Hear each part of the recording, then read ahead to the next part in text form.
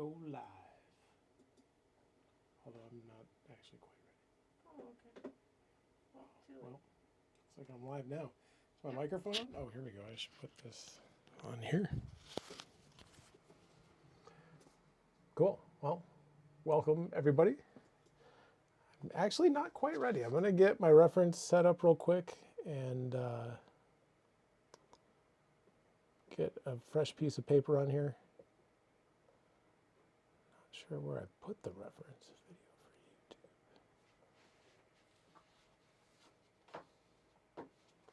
Ah, found it.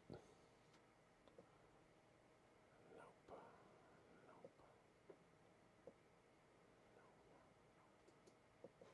There it is. Okay. I know you guys can see the reference, but I need to get it where I can see it too. So, also going to need a clean piece of paper. This was set up for critiques. I was just filming a critique, so that's why it's got a piece of tape on it. In case anybody wants to know how the critiques work, basically, some students, or at least gold level students, can upload their work, and then I basically do this. I don't know, you can see a whole bunch of them here. I'm doing a bunch of these. They kind of look like this, right? So a student will send in, you know, their drawing, and then slap a piece of tracing paper on top, and you know, I'll go over kind of what I would do differently, what I would adjust, change the proportions, and just kind of talk about, you know, how that pose works. And yeah, that's kind of the idea. They get pretty long. I mean, I try to keep them around 20 minutes usually, but the truth is that they frequently go longer. You know, this was a really good drawing. This guy's getting pretty good. You know, like I didn't have to change much up here except maybe the head size and shape of the face a little bit, and then really focus on the leg and knees is kind of what the critique was about. And yeah, I don't know. That is how we run our classes. Got a whole bunch of these on here. Some weeks people turn in the same pose, so I end up doing a bunch of drawovers that are kind of the same thing. I just did some quick sketch ones, you know. You can kind of see like the gesture and a little bit of structure on top of the quick sketch. And head drawings. Number of those. This guy's really good too. I didn't have to change much on these. It's more about design and just little things like shifting the chin over a little bit, you know, so it feels more like the reference. Yeah, anyway, I don't know if anybody has any interest in looking at these, but these are how our critiques work, just so you know. You know, if you sign up at the gold level for a 5-week class, and there's a hair stuck in this one. That's gross. Okay, let's draw something. I think that'd be a good idea. Also, we got to get a clean piece of paper on here.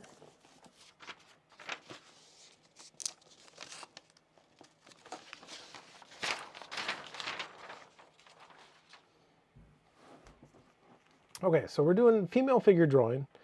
I've chosen a piece of reference that's also in our free reference pack. I don't know if anybody has gotten it, or if you're interested in a free reference pack. I think we have the link in the description in the video, so you can check it out and yeah, get some free reference. I think we have like, there's like a mail pack, or not a mail pack, but like a figure pack and a portrait pack. Each one has 10 images, 10 photos. And yeah, I chose one of those to work on here. Let's zoom out here a little bit.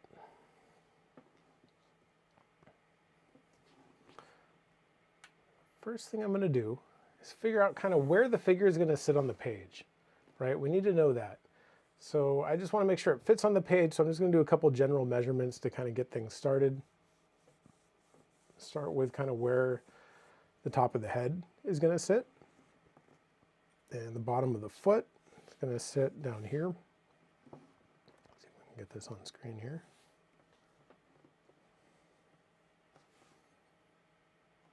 There we go. Right, bottom of the foot. And keep in mind, like, this is more of a learning technique more than anything, right? Because my classes are mostly geared towards like beginning to intermediate level students.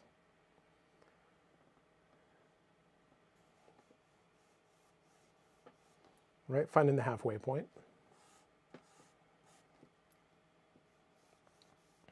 Which I think is about right there. It's not easy to get this correct on the first try. You know, notice I'm double checking myself here constantly. There to there. Boom. Boom. I don't know, maybe it needs to move down a little bit. That's roughly the halfway point, right around there. It's pretty close. You know, so then we want to figure out how do these marks relate to the reference, right? So I'm going to actually lean over to my laptop and actually measure on the screen, you know, and figure out like, where is this halfway point? You know, if this line is the top of her head, and I'm probably not going to count the hair either, you know, which makes it a little more difficult. Like, you can absolutely include the hair in the measurement. That's totally fine. I'm going to actually just kind of guess where the back of her skull is, essentially, without the hair, and then base my measurement off of that. So, and then look for that halfway point between the very bottom of the pose, which is the toes, top of the head, which is roughly about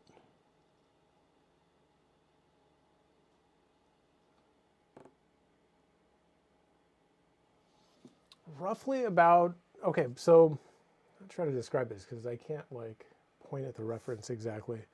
But where her leg kind of connects back up into her knee, right where the outer part of the calf hits her leg, there's a little shadow right above that.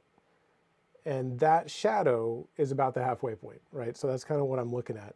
So that tells me automatically, if I just look at my board here, I know that if that's my halfway point, then this leg is going to be somewhere probably around here, right? And it has a little bit of an angle to it that way. Now, I don't know the placement side to side or anything like that. This is just more like a top to bottom placement, but I just know, okay, leg's going to go around there somewhere. Next thing I want to know is head size, right? So I'm going to count how many heads it is down to that halfway point that I just found, you know? So I'm going to, again, lean over here. See, we've got 1, 2, 3 heads, maybe? Try this again, make sure this is right. 1, 2. Pretty close. 3 heads would be just above this line, I think. Let me zoom in here a little bit. Right, so again, I'm just going to find a quick measurement. Does that look like a third of that space? Not quite. It's probably a little bit small, but I'm just going to check real quick and go 1, 2, 3. Yeah, it's small. It's a little bigger. She has, I mean, no offense to her, but, you know, kind of a big head. I also have a really big head, so I'm not trying to pick on anybody. But some people have really big heads, some people have really small heads. I mean, there's just a lot of variation out there.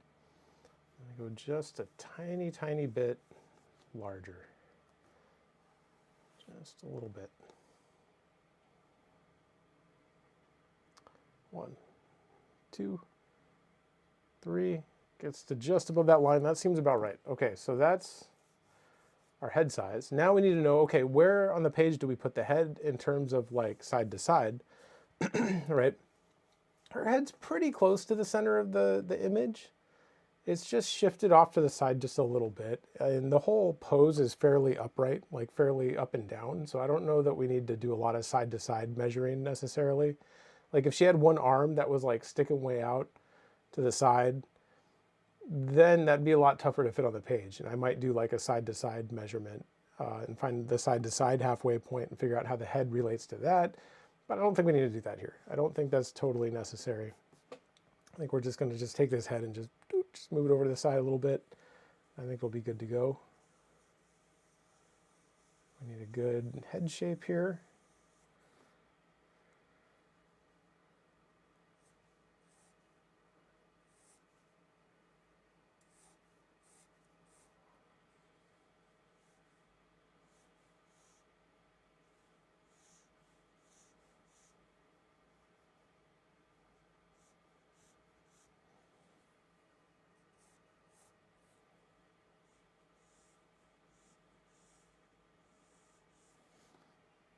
Probably a good starting point, right? Fits that space perfectly. And that's going to give us something to really start building off of and start trying to lock everything together. Also looking for a nice rhythmical connection that leads from the back of the head down through the jaw. You know, and we can't really see the back of her jaw or much of her jaw at all. We're just seeing her chin because it's all covered in hair. So you have to be pretty familiar with how these shapes work, you know, in order to not be thrown off by like when something's covered by hair. You know, at that point, you kind of need to be able to invent it a little bit.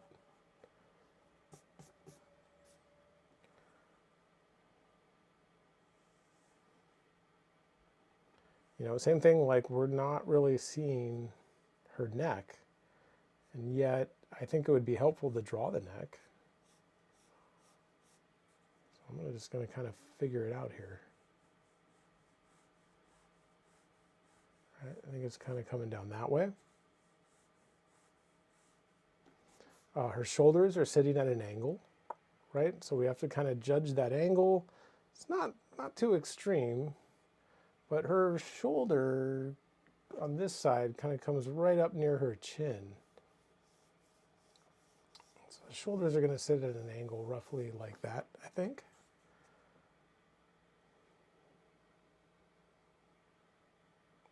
Seems pretty good.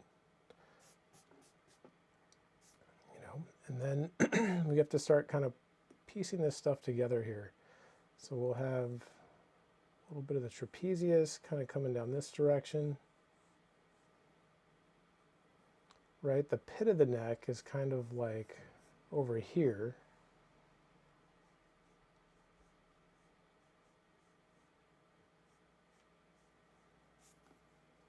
You know, and then we're kind of seeing collarbone up in here, maybe a little bit of trapezius here. Now we got to place the shoulders. And this is one of the more difficult parts of the whole thing here, is this shoulder placement. At least for me, it always was difficult. Certainly as a student, it was incredibly difficult. Now I have a much easier time with it, but still can be challenging.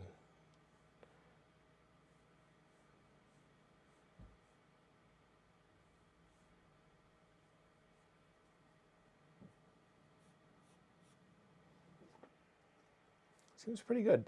There's things you can do to help with this, right? Like you can judge an angle off the back of the head and say like, oh, that would be at about that angle. Kind of close. Yeah.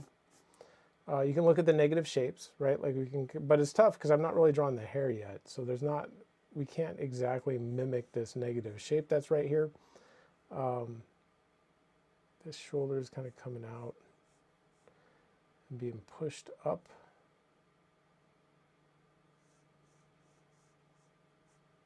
This direction.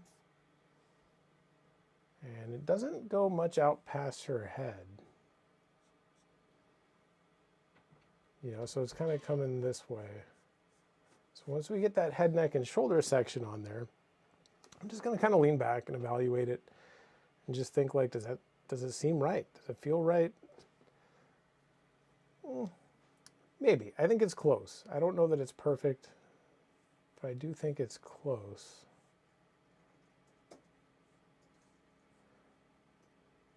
Might need to bring this shoulder out a little bit farther, but we'll see.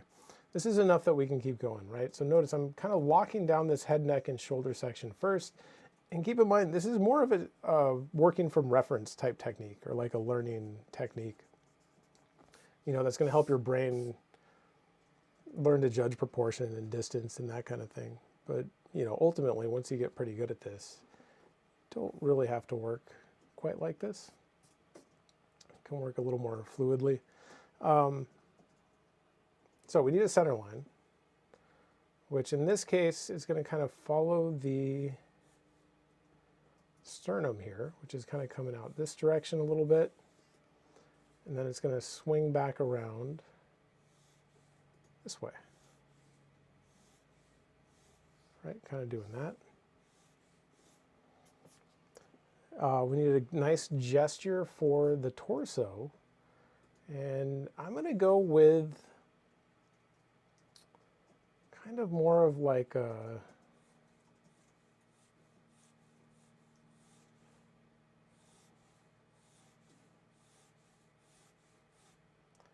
like when you look at like animation, they talk about like a flour sack kind of, and it creates like this type of shape.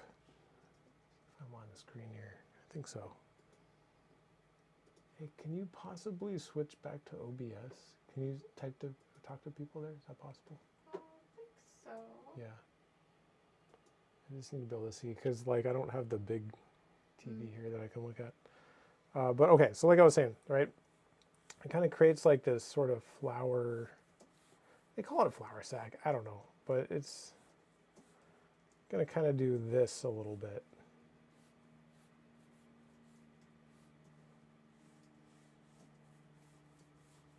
You'll see it in like animation books and stuff, you know, and a lot of times you'll see it described as like a bean, and that's what I used to draw all the time, was that like bean type shape, right, where you kind of get like this sort of thing, this sort of thing, and you kind of lock them together. You know, maybe get a little bit of compression on that side. You know, but the idea is we're just taking that form and bending it and twisting it as needed. What I've been kind of realizing lately is this, at least for me, works better than this. Like this as a concept makes a lot of sense. It's a good way to study the concept of like pinch and stretch or active and inactive, you know, however you want to think of it. You know, you have like kind of your active side and your inactive side. Same thing here, active side, inactive side.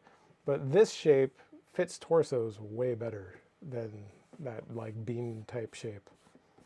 And it's something that animators use, and it's something that I saw Lucas, if you heard of Lucas Graciano, he was like an instructor at the school that I went to for a while, and he used this type of shape, right, which was different from the way that all the other instructors taught.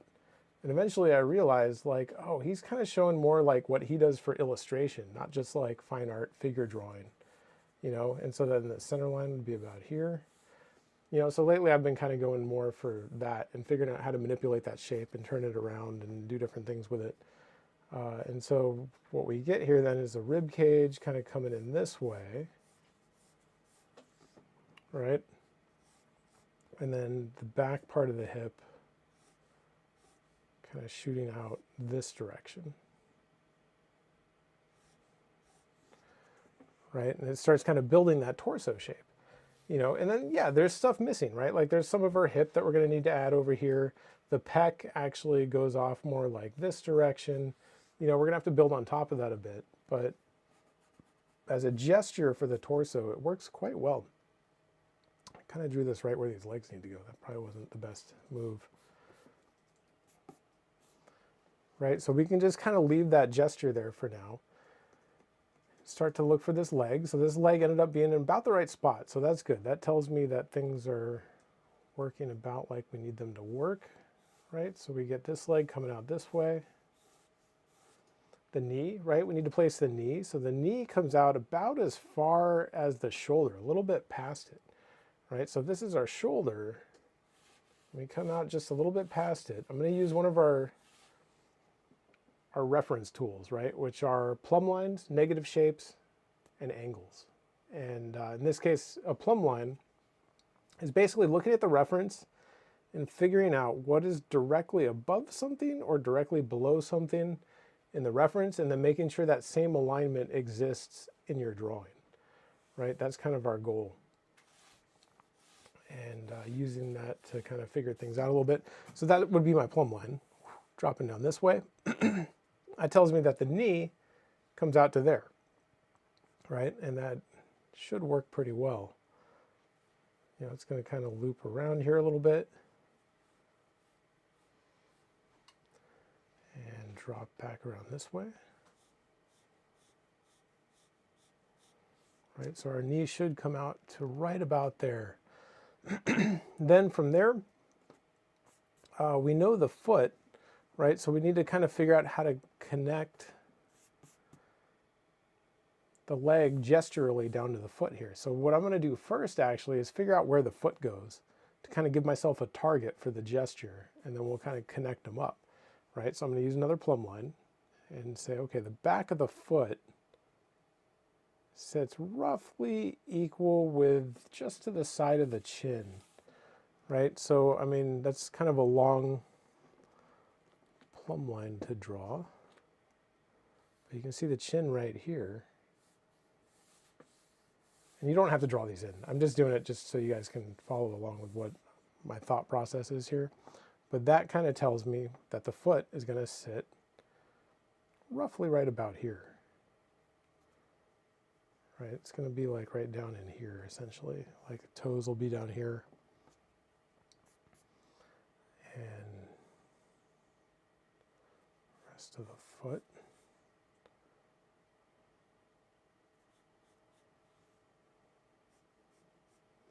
Be right about there. Now it might need to be a little smaller, maybe, I don't know. We'll figure that out in a second.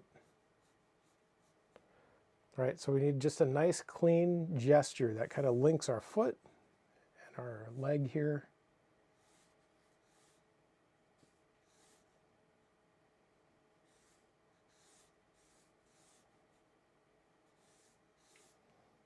Right, kind of like that.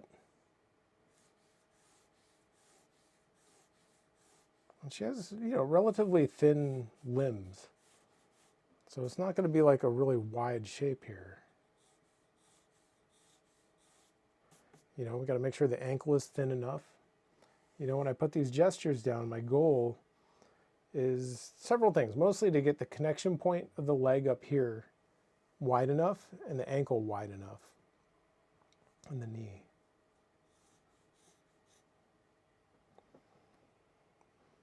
I'll sit about like that. See if we can get this foot shape on here.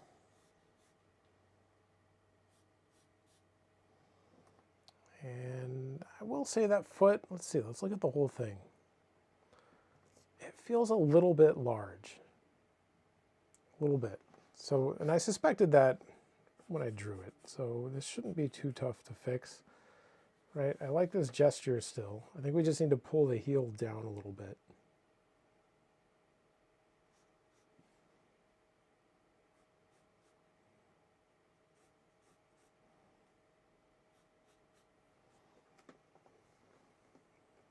A little bit better. Maybe it could be a little bit longer still.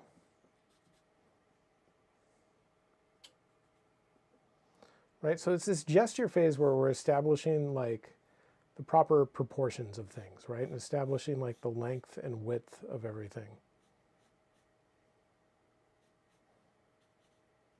Right, that foot's going to sit right down in there. It feels pretty good. That feels like a good foot size. So we can kind of keep going here. See if we can figure out the rest of the gesture for these legs. Her hip is going to sit right about out here.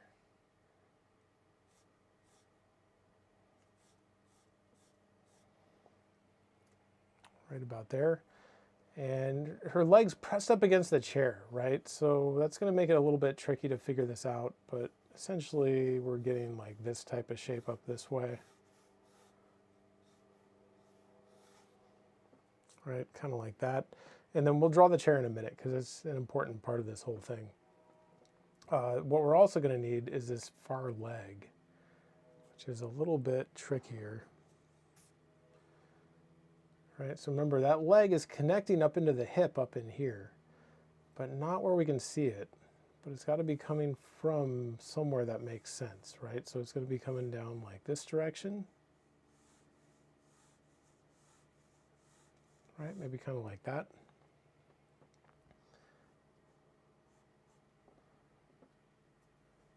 sticks way out here.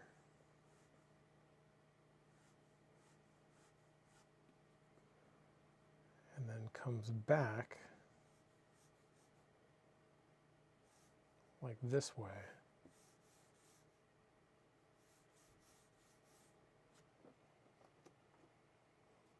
Double check these angles here. It's not bad. Right, that's not the best knee shape ever, but it's okay for just quick placement. I think it'll work. And then the foot is going to drop down like this direction.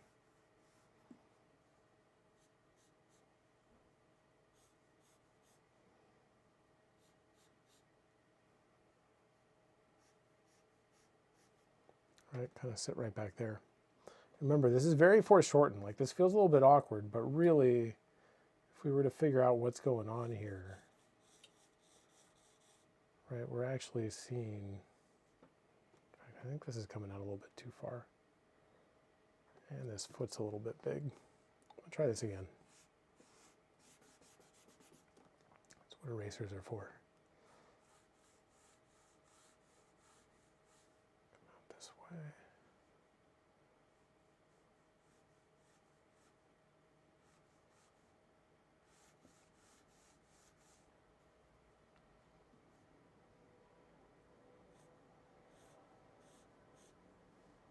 Seems a little bit better. This foot a little bit smaller, right, to kind of help push the foreshortening a little bit.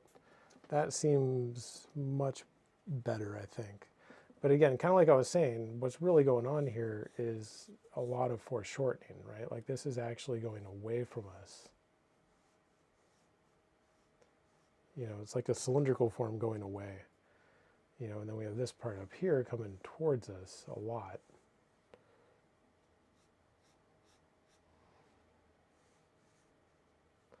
You know, kind of connecting up around like that. You know, and then we have our knee poking out up here.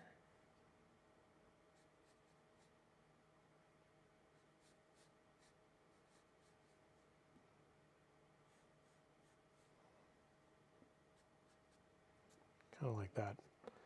A little bit soon for that, but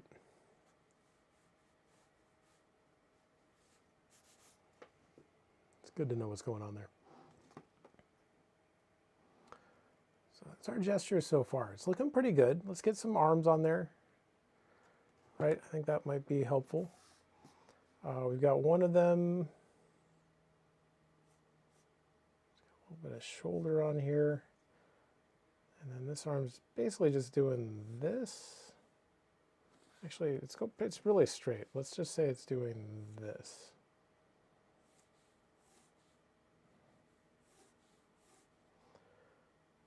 Right, and then it's kind of overlapping the rib cage here. Right, kind of like that. Same thing over here. Right, cutting in, pretty much straight down this direction.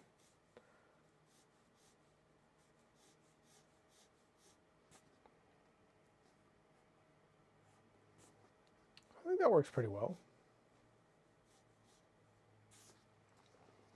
So that would be kind of our starting point with the gesture, right? And then we can, from there, we can kind of move forward and start adding some structure. You know, and that gets a little bit trickier. And there's, you know, a lot of overlap between structure and anatomy, right? So we want to think about kind of where the rib cage is sitting in here, which is kind of right in here.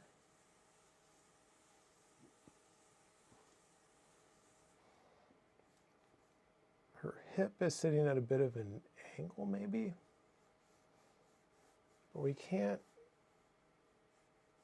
see it, right? There's like a boxy shape in here for the hip, but we can't see most of it because it's blocked by our leg. So I don't know that we need to draw it in this case. It's good to understand where it sits. But I don't know that we really need it.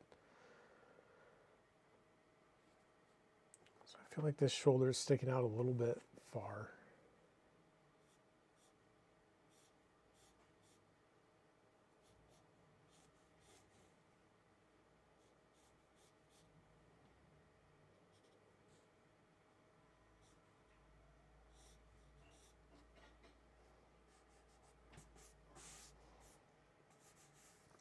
right? So we'll come in here and keep looking for that structure and also a little bit of anatomy at the same time, right? So we know the pec is going to kind of connect up around this way, right? This is kind of more of a Riley rhythm that I find pretty useful.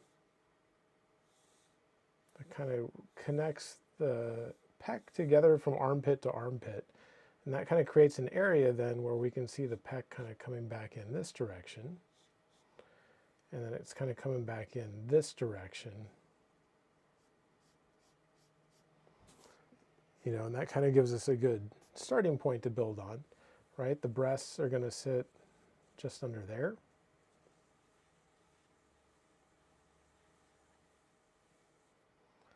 Right about here and about here.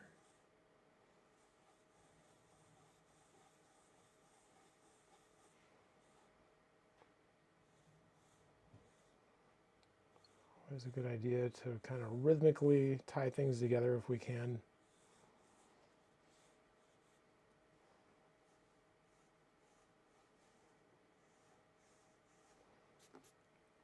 Right, rib cage is coming out from under there, so it's kind of dropping down this way.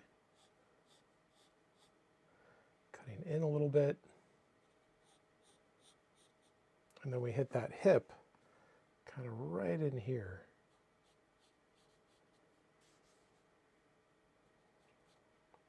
Same thing on this side. It's going to drop at a little bit more of an angle this way.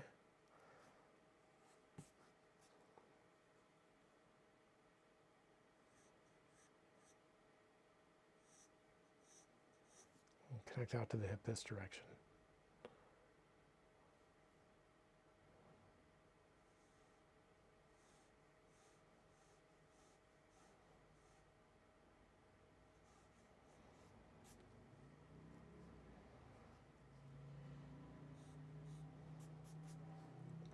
You know, we're looking at the arms just about straight on, right? There's not like a lot of perspective on them. They're pretty much just straight up and down.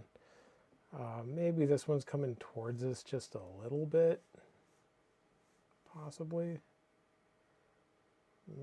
No, actually, I don't think it is. This one's certainly getting pushed back a little bit, but again, not very much. Very subtle amount.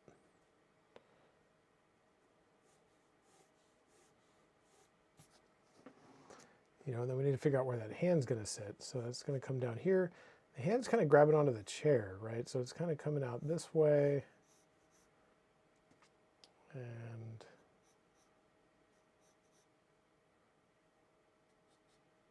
sort of grabbing on down here.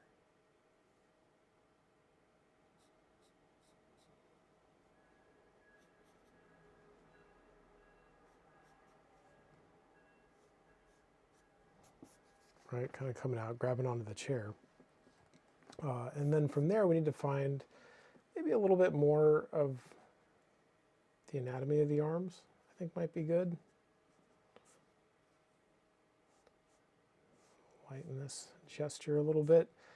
So we know like her arm is coming in here and kind of pressed up against the rib cage.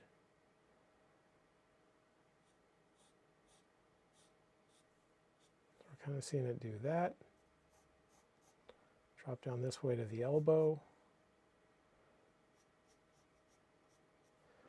Mine's not matching the reference perfectly, but I think it's relatively close. Or at least what I'm doing is modified in a way that I think works okay.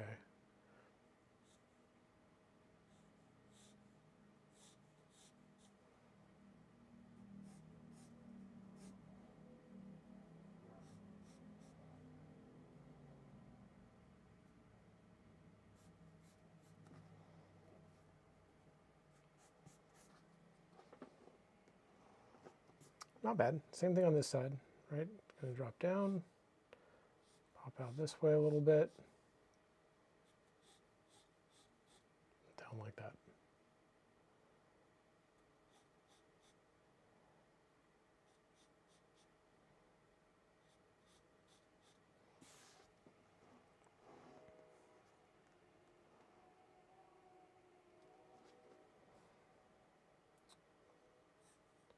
So far, if I were to evaluate this, I would say it's going okay, but it turned out a little bit too wide, right? Like that torso is just a little bit wider than her type, but it works fine as a drawing. I don't think it's going to seem wrong, you know, unless we connect it directly or compare it directly to the reference. So now this leg, right, it's coming out towards us. So we need to make sure we understand what's happening here.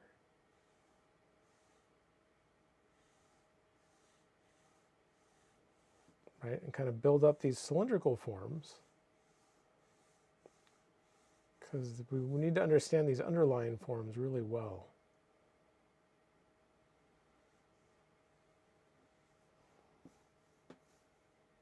Right, so we basically get a cylindrical shape here. Same thing here, but now this leg is going away from us. Well, yeah, I think it is. I think the knee's coming out and the leg's going back just slightly, right? So we're going to have this part kind of doing this, and this, and then the ankle kind of sitting down here, and down here.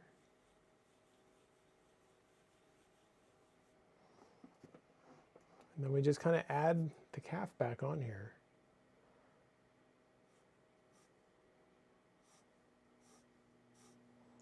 And if the width and length of our gesture worked properly, this should hopefully all line up pretty well.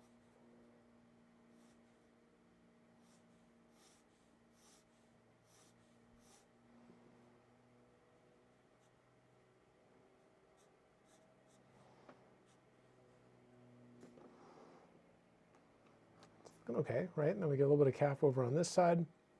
So we'll have the kind of tibia cutting back in here. Right? And then the calf kind of dropping out this way.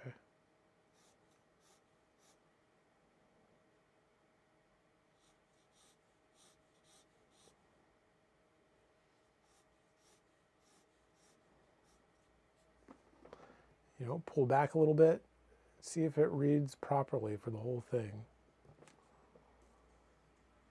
Not bad. I think it works pretty well, right? We know the kneecap is sitting out front here, roughly about there. You know, I already found this one a little bit. I did that because I needed to make sure this leg worked well before we moved on too much. And, you know, got too much done and then suddenly realized something else needed to change to make this work. So the rule usually is you kind of stick with gesture, except for where you need structure to get to the next gesture, right? So occasionally in the gesture phase, I'll add some structure here and there, and it'll help kind of figure out how things connect into the next gesture, you know, is kind of the idea. So I think that's looking pretty good. I think that's off to a good start. We need to get the chair on there, right? We don't want to wait too long to draw the chair, which is a bad habit of mine. And so I encourage you to not do that. It is very easy to think like, I'm focused on figure drawing, and the chair is hard, so I'm just going to skip it. And honestly, that was kind of the trap that I fell into for a long time.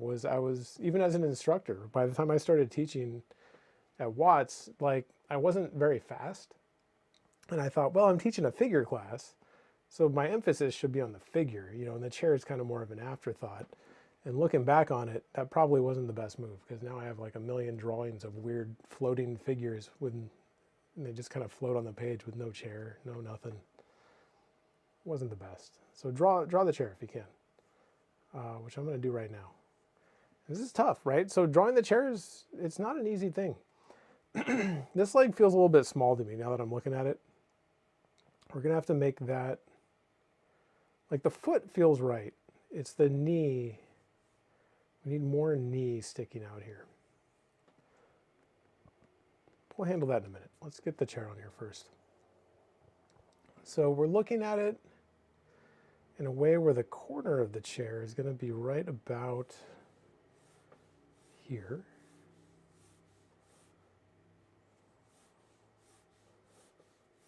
right? And then her legs pressed up against it, but we're looking up at the chair just ever so slightly, or at least this part of the chair. So we have to draw like a box that has just a little bit of perspective on it here.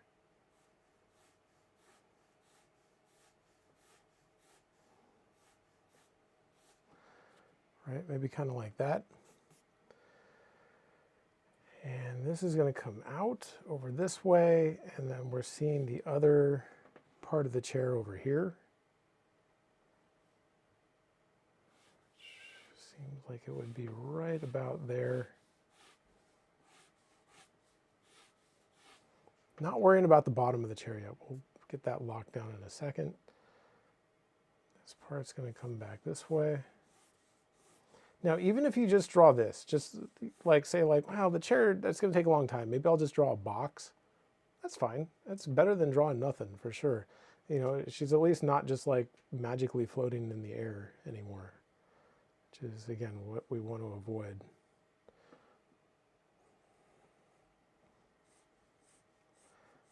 We'll just find the bottom of the box here.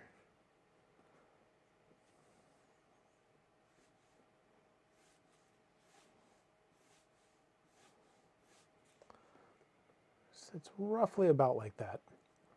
Once we get the box established, it takes a little bit of time, but it's not difficult to turn it into a chair, you know.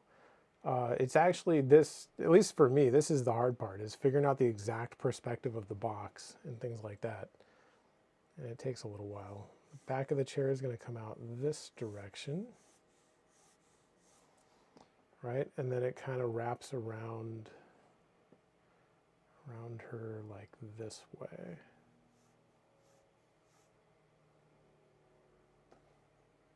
Well, that looks a little bit odd. We're going to need a little bit more than that.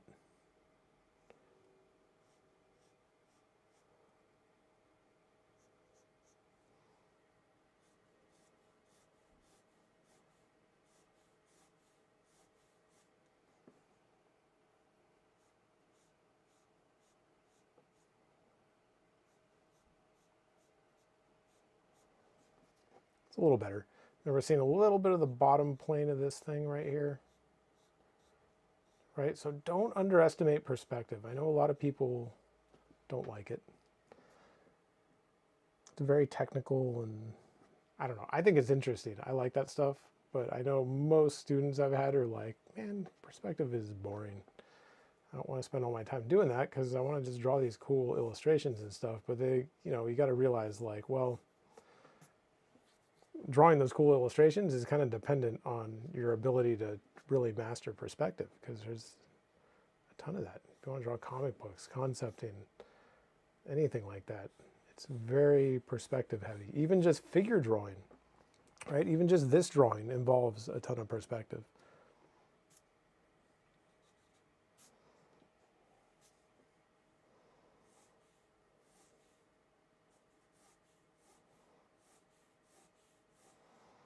You know, drawing through the form, making sure everything lines up. Notice I drew through this foot here to make sure the box worked properly. I drew through this leg.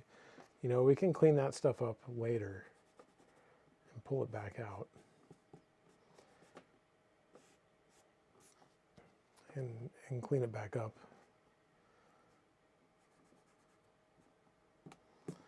Okay, so that's probably enough chair for now. We can draw more of it later. I drew this part. This is a little bit like thick compared to the chair, but I think it works fine. Nobody's going to know what that chair looked like in the reference, you know. As long as this looks like a nice solid chair that she's seated on, I think it'll work fine. The one thing that's really bugging me is this knee. It just needs to be bigger, right? I'm going to just kind of adjust, pull this out this way a little bit more. In fact, I think the first shape I had on there was actually more correct. So I'm going to try and go back to that, because this knee feels really small compared to this one, and that one feels about right. So let's see if we can go in there and figure out how to do that exactly here. I like this part, right? That makes sense, because that's going to come up, boom, and connect into this hip back behind the leg. So we know you know, again, drawing through the form, like I'm kind of thinking like, well, if that leg isn't there, this one has to connect to the torso. So it's got to be sitting right up in through there, you know, and then what we need now is just a bigger knee shape here.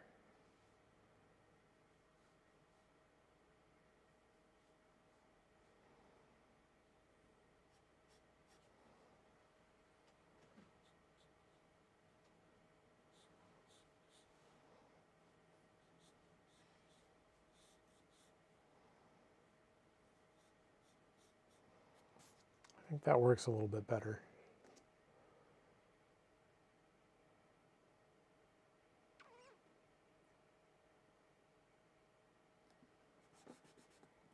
Shift this whole thing here a little bit.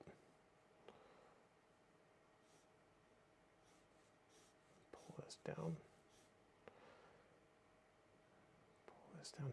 One of the things I'm looking at right now is I'm noticing like the box is too tall compared to the chair, right? Now I just guessed where this corner was because we can't see it. So I'm thinking it's probably off a little bit. That corner is probably actually a little bit higher up. So I'm looking at the distance between the bottom of the foot that I drew and the bottom of the box for the chair. It's too long, right? Like her foot is not that high up. So, and then I'm also looking at how does this point of the ankle align with this leg here? And it wasn't quite like I had there, right? Like it actually comes down to about here. And then we get that foot shape on here. Kind of more like this. And I think the placement of the foot is actually pretty good. Right, I think it's more the box. It was this knee and the box that needed to be adjusted. And again, it looks a little bit awkward right now, but consider, again, that it's very foreshortened, right? Like it's really coming at us a lot.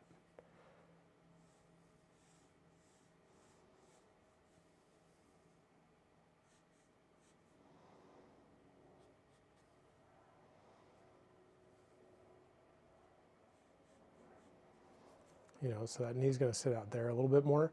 I think that's better. I don't know. It still feels a little bit small, but then when I look at the reference, it's pretty close. We do need to move this shape of the box up a little bit, right? And just kind of say like, okay, if her foot is here, right? Remember, there's like this bar thing running through here and then just a little bit here. I think we can pull this up here quite a bit.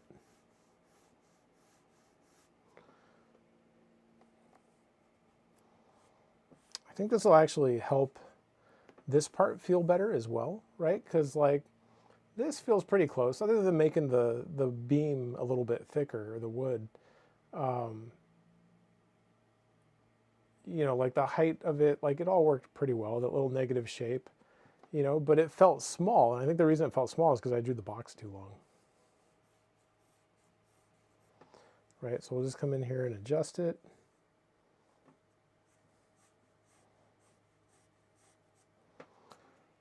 And that looks a lot better.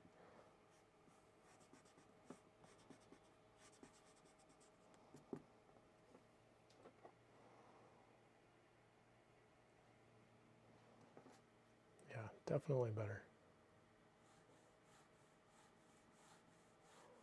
Add a little bit of thickness to this leg here.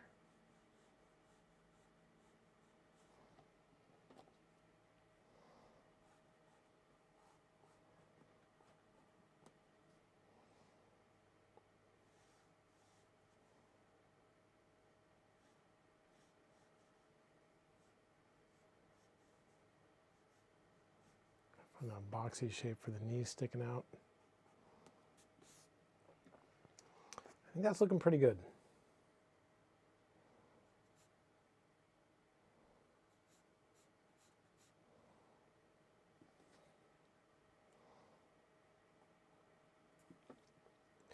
You know, her calf basically, you can't really see the back of it. It's like up in there.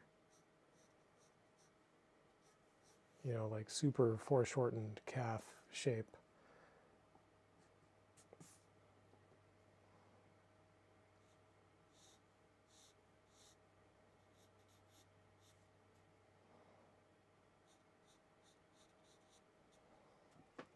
Sitting back up in there. That looks way better. I think that works better for that knee, definitely. Let's see. Could use a hair shape. I think it would be good to put a hair shape on there, and then once we've done that, we can go in and start working on shadow pattern and stuff a little bit. So let's figure out the shape of the face.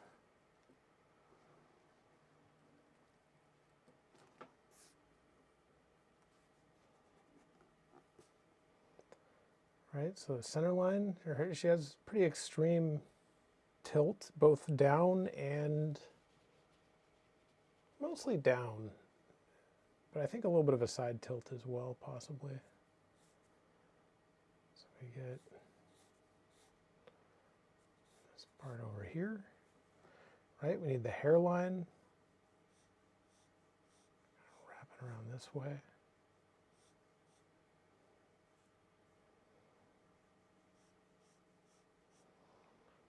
Over a little bit.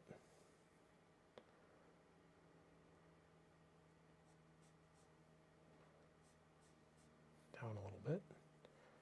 Across the sideburn section.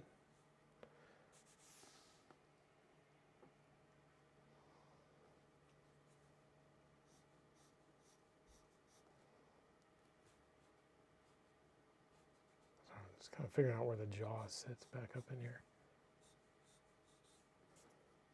Which we can't see, so it's not like super important. And then her hair is dropping down this way, right? So it's kind of doing this, right? Dropping right through there. And then we get a pretty big hair shape.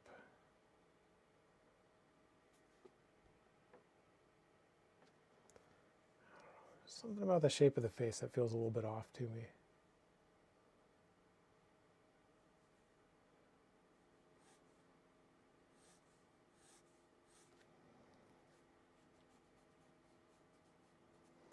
But we need to draw a really nice hair shape here, if we can.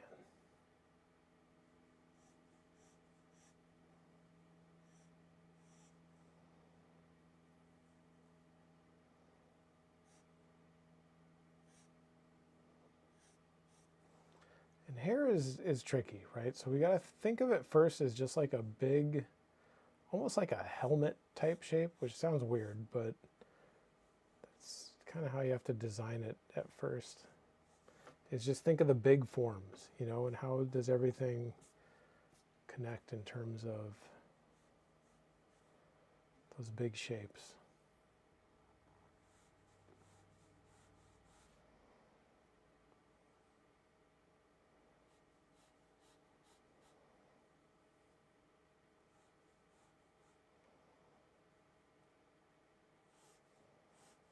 Right, hair drops down that way. Notice we're kind of, no, maybe did that a little bit low, but just double checking this negative shape that sits right in here, kind of using that to help align this hair shape.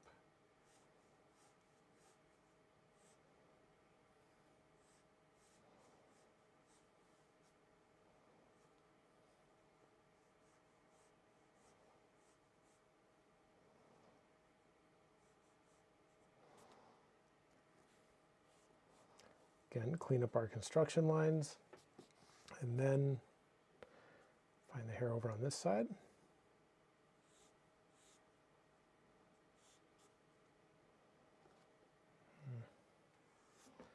Didn't like that.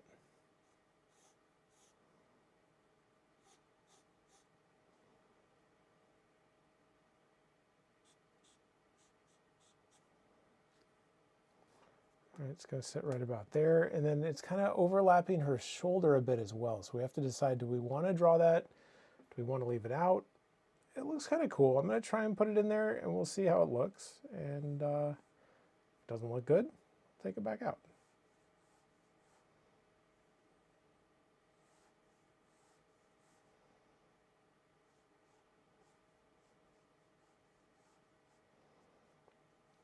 Hair's tough. I mean, it has to really be designed. You know, it's not the type of thing you can just copy. It really has to be designed out a little bit.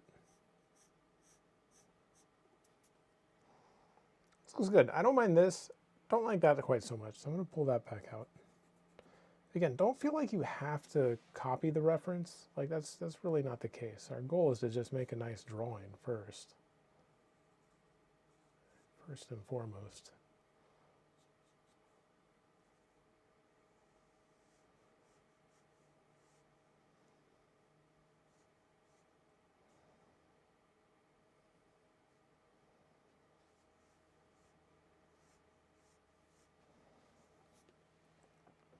That seems pretty good.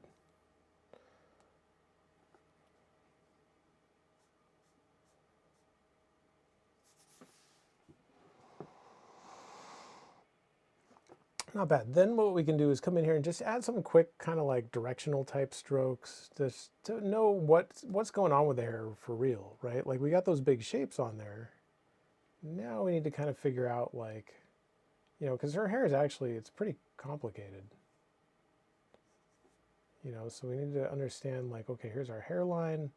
This is kind of swooping back across this way. And we're seeing it swoop back down this direction. And I'm not like drawing hair right now, right? Like I'm actually, this is more like notes for like when it comes time to render the hair. I need to know what direction everything is going. It's kind of what I'm thinking about here, right? This is connecting up around here, around here.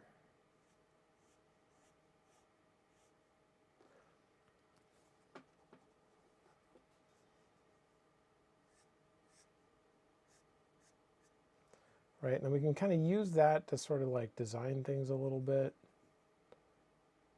You know, because it has like this kind of shape, and then there's kind of like this little divot, and then some like hair type stuff, and then kind of like a flat area.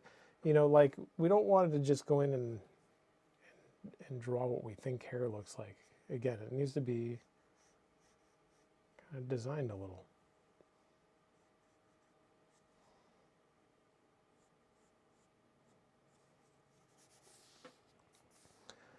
And this still, like I was saying, isn't like the finished hair. But understanding the direction of all this stuff is going to be really helpful when it comes time to actually draw the hair. We're just going to put some of it in here right now.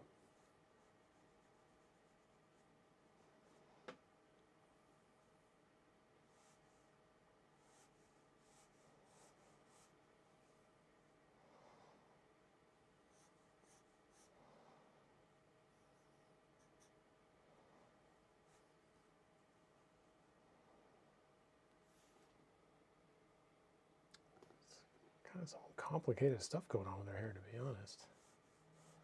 It's not the easiest hair.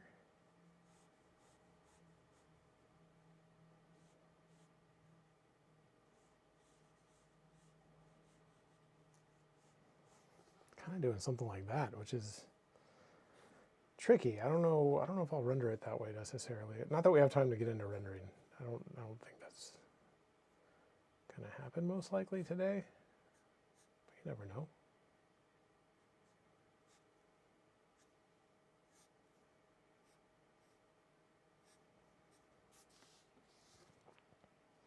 This is mostly in shadow back here. I don't know that we need to worry about what's going on back there too much.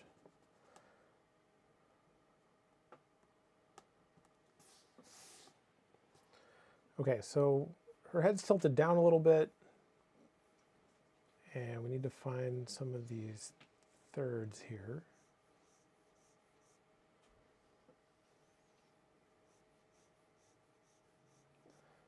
Right, break our face into thirds, make sure everything's angled properly, and make sure our thirds are actually thirds. Pretty close. And again, her head is mostly in shadow, so we don't need to draw too much in terms of facial features right now, like in the construction phase. What's up? Got some questions for you. Questions, okay. So the first is from Luis. Ah, Luis, what's up? And I waited a little while because I wanted to let you draw first. That's fine. Appreciate that. Put the questions all at once.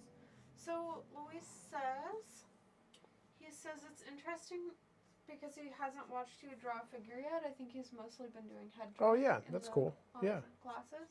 So he says it's quite similar to comparative measurement method when drawing, isn't it? Oh yeah, it is comparative measurement. That's exactly what it is. And again, keep in mind that's more of like a working from reference type technique, but I mean, that's how you learn and train your brain to start recognizing when things look right and when they don't.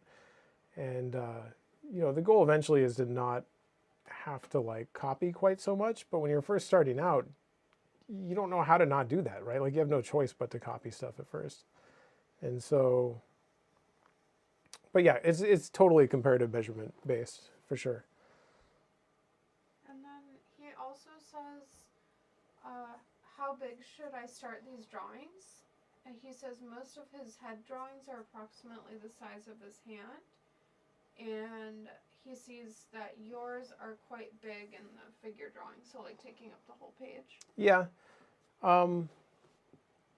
Head drawing, like the size of your hand is pretty good. You could maybe go a little bigger, but that works fine for a head drawing. As far as the figure drawing, a lot of what I'm doing here is kind of just based on how I learned, and where I studied and taught for a long time, they work full page. I mean, this is a big drawing. 18 by 24 inches, but I know a lot of people aren't in the US, so the inches means nothing. And I don't know what that is in metric. But it's big. I mean, you can see the size of my hand compared to the board. I mean, it's a pretty big drawing. Yeah, so with figure, the idea is if you have more time, I would recommend going bigger. Like if you're going to do like a really longer study, like the types of things I do in like the figure drawing class. And then if you're going to do like quick sketch, part of the way that you can work quicker is by working smaller, right? So my quick sketches are a lot smaller. If I can find some. These are like 20-minute head drawings, right? So you can see these are more hand size, kind of like you were saying, which is pretty good. This one's a little bigger, but that works pretty well. And let's see if I can find a quick sketch page here. It's a preview of a mouth video that's coming up in case anybody wants to know how to draw a mouth. It's going to be on the YouTube channel. Got hand construction. Somewhere I've got quick sketch on here. Oh, so here's my quick sketches, right? You can see them here. I've got basically just some nice kind of like gestural quick sketches. But you can see they're not full page at all. They're a lot smaller. And these are 7 minutes, right? Because this was week 1. So they're a little big for quick sketches, but that's partly because they're 7 minutes rather than, 5 or 3 minutes or 2 minutes or whatever. And then these were, I think, maybe also 7 minutes. So just depending on how much time there is, then you're going to draw smaller and smaller. If you're going to do a 2-minute quick sketch, I mean, I would draw that really small because you don't have time to cover that much ground. I mean, it takes a lot of time to cover that amount of space. More 20-minute head drawing stuff. This is all from the current term. Figure construction stuff. I mean, there's a whole bunch of stuff. This just kind of keeps going. More quick sketch. 20-minute heads. I wasn't happy with this one. I kind of want to redo it. Every now and then they don't work quite right. Talking about gesture. So anyway, hopefully that answers your questions in terms of size. But the other limitation is the size of your paper, right? Like not everybody can get big paper. Like I know in different parts of the world, getting paper is an issue. And in smooth newsprint doesn't exist in much of the world is what I'm finding out. So, if you're drawing in a sketchbook, obviously you're going to be drawing smaller. If you have, 8.5 by 11, or maybe A4, whatever it's called over in Europe, you're kind of limited by your supplies a little bit as well. Anyway, hopefully that answers your question. I have a couple more questions for you. Okay. So, let's see. We've got from Reginald Gale. Okay. Reginald asks, is the Riley method based on bone protrusions or muscle insertions or both? I'm asking because I see different artists apply it in their own way. Riley method is based on like it is anatomically based, but it's really more like a rhythmical abstraction of the body. And part of the reason you see it done a lot of different ways is because the original Riley thing is really kind of complicated and, in my opinion, doesn't work super well, but it illustrates a lot of really important concepts. You know, like this that I threw in here was a Riley rhythm. And what I really got for Riley more than anything, and I taught the Riley method for a long time. I mean, I taught at Watts for 7 years maybe, and it was all Riley based figure stuff. The part of what he does that I no longer do is those two triangles for the torso. You know, you'll see him do this a lot of the time, and he'll start with these two triangles. And this works well if you're just doing like quick sketch or just like kind of more fine art type figure drawing.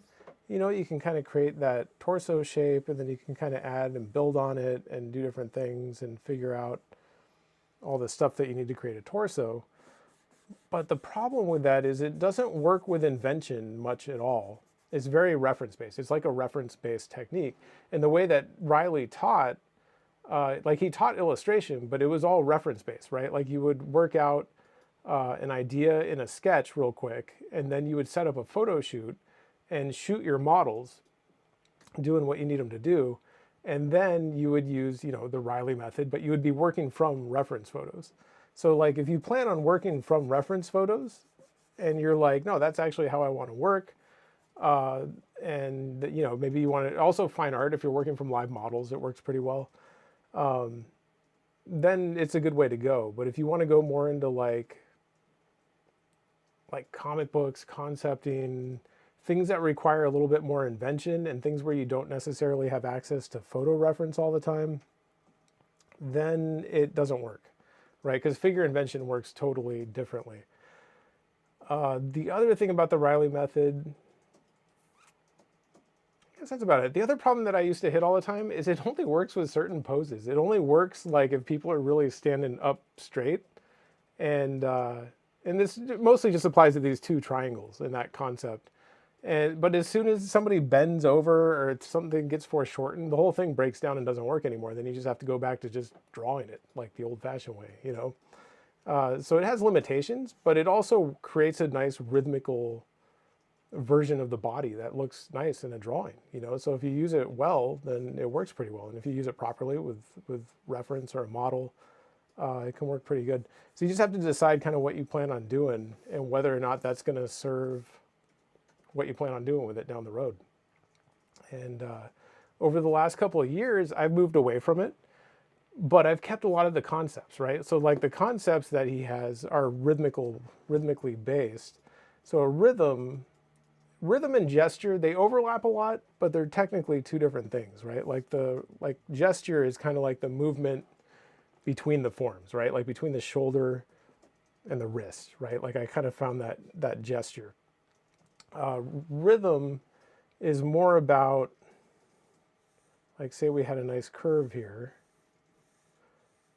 and I was like, this is going to align two different parts of the head or whatever. Maybe this is the brow, like this is like the eyebrows, right? And I'm like, okay, here's like a nice eyebrow rhythm. Then what happens is we remove the center of this part, and we just use these parts, and yet they're aligned in a way where even though we don't have this part here, our eye still moves between these parts as though it is there, right? And that's why you want to find those rhythmical relationships throughout your drawing when possible, because it's going to help the viewer's eye move throughout the drawing as well. And that was a pretty strong Riley concept. And so I kind of, over the years, moved away from those two triangles for the torso, but kept a lot of the other stuff that he does, or at least the underlying concepts of it.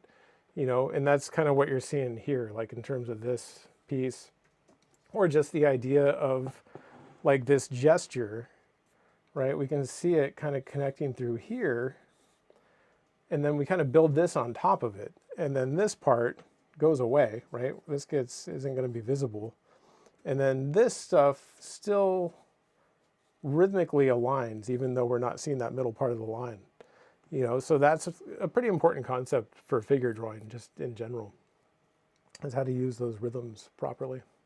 I forget what the question was. I don't know if that answered your question or not. Some sort of Riley question. Well, Yeah. asking if Riley method is based on bone protrusions, muscle insertions, or both. And It is, he just said yeah.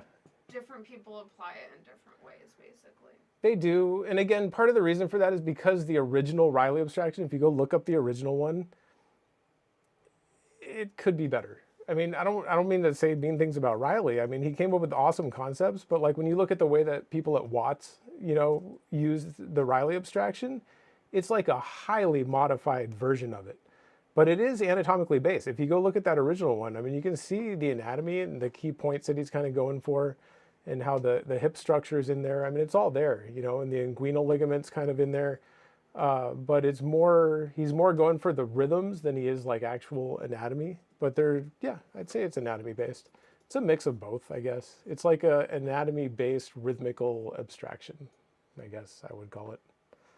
It's a little bit confusing, but that is the idea. There is another question. Okay.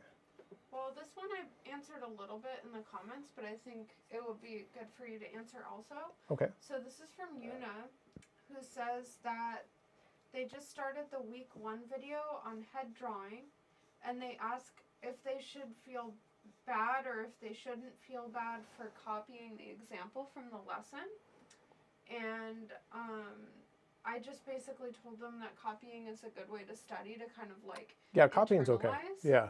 and then to try it on their own after copying. Yeah. You know, and then they said that they're drawing along while looking at the video, and they're feeling a little insecure because they don't know it 100% yet, but they're trying to memorize it. So maybe you can give them some thoughts. Yeah, that's totally okay. When you're new at this, it's pretty intimidating, to be honest. I mean, that's how I learned, essentially, was, you know, I went to a school where the instructors were incredibly good. And when you're new and you're watching that, you're like, oh my gosh, how, I can't do that. You know, but you just do the best you can. And eventually over time, you pick up more and more little bits and pieces that you need to kind of put the puzzle together. And yeah, but copying. So what I would say is if you're new, right, you're kind of new to drawing, new to these techniques and these ideas, copying my demo is fine. That's totally okay. You know, you can draw along with the video, you can watch the video and then copy like the photo that I give you of my drawing. But what that's doing is that's kind of exposing you to the type of decision making that is going into those drawings, right? And then what you'll find over time is you start getting to the point where those get a little bit better and a little bit better. And suddenly you'll think like, okay, you know, I should just try one of these maybe without copying it. And what you'll realize is it's a lot harder to not follow along with the demo. And that's okay too. I mean, it should be. Because what happens then is you're forced to make your own decisions, right? And do your own problem solving. And that's where things really start to get difficult. But there's nothing wrong with like just copying my demo at first to start getting familiar with that stuff.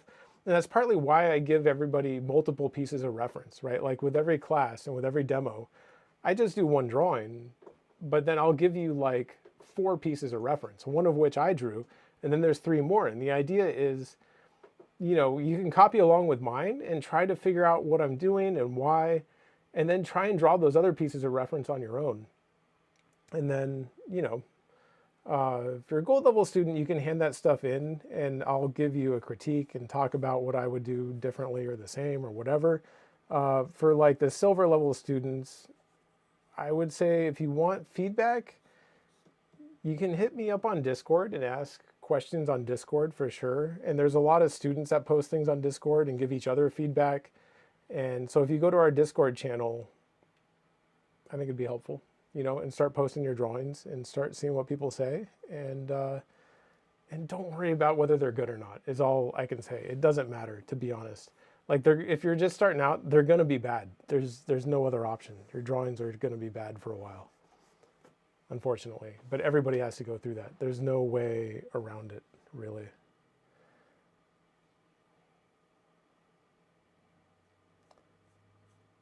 But yes, copying my drawings is fine. There's nothing wrong with that. Now you have to be careful because, like I was saying, it's easy to get in the mindset of like, oh, I'm getting pretty good at copying these, and then you just keep doing it. And it'll give you a false sense of being able to do things that maybe you can't actually quite do. So that's something to watch out for sure.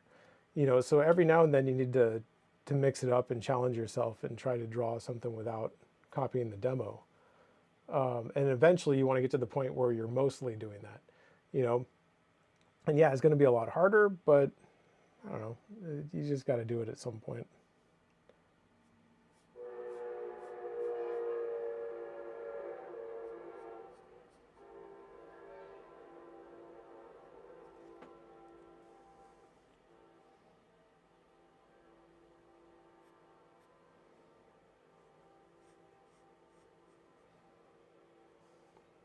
Anyway, face is up here. Brow, eyes. Line wasn't quite right.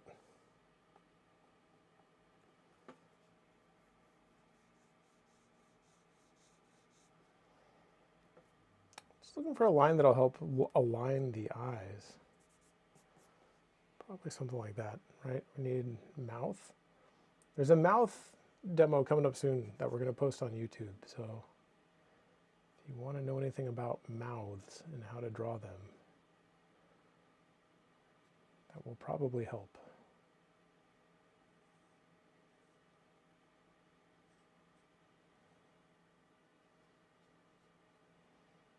Yeah, all I can say is I know when you're starting out with this stuff, it's really tough. And I've been thinking about making like a kind of like a basics course, I guess,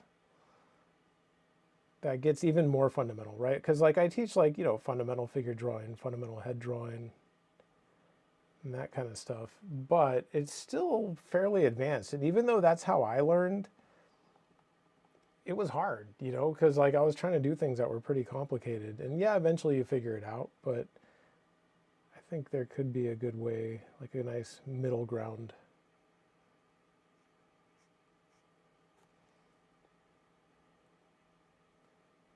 So I've been thinking about putting together more like an even more fundamental course that just talks about supplies and how to move your arm, how to use the pencil, talk about mark making and that kind of thing.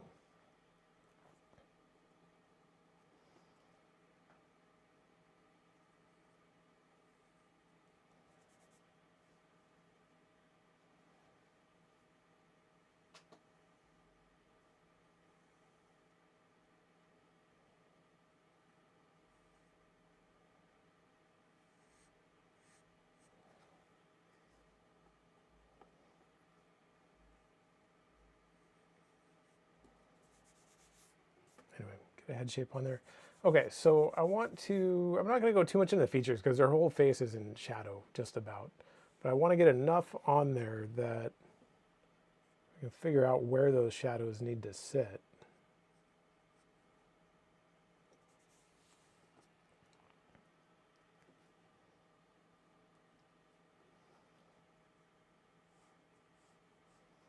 From there, I think we can come in and start breaking things down a little bit. Maybe a better breast shape. Notice I basically drew just two ovals for the breasts, but they're not actually that shape. They're more like for placement and rhythmical purposes, things like that. And then once we get them placed, then we can come in and kind of actually change them to be more of the shape that they should be.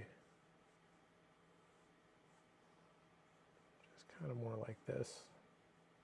Also, this is going to sound a little bit weird, but I would recommend always pushing a straight line somewhere in the breast, which I know they're rounded forms, but they also press up against the body, and then also pushing a straight in there somewhere will help them feel like gravity's kind of pulling on them, like they're real things, and not just like kind of like amorphous shapes.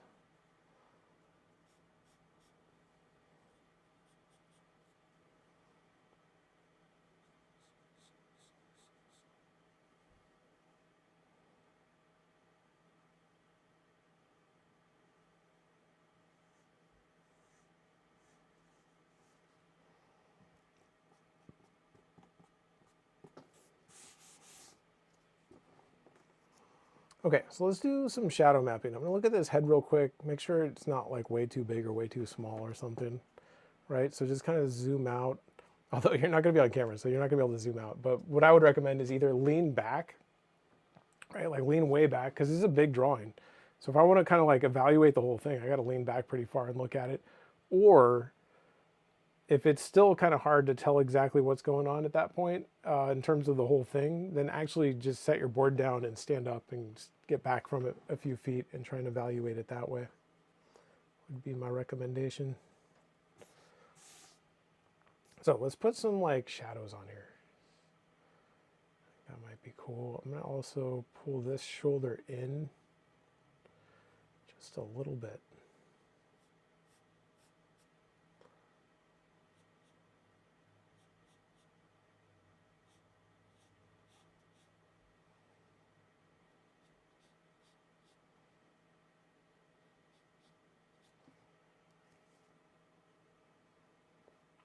I mean, you can see how small of a change that was, right?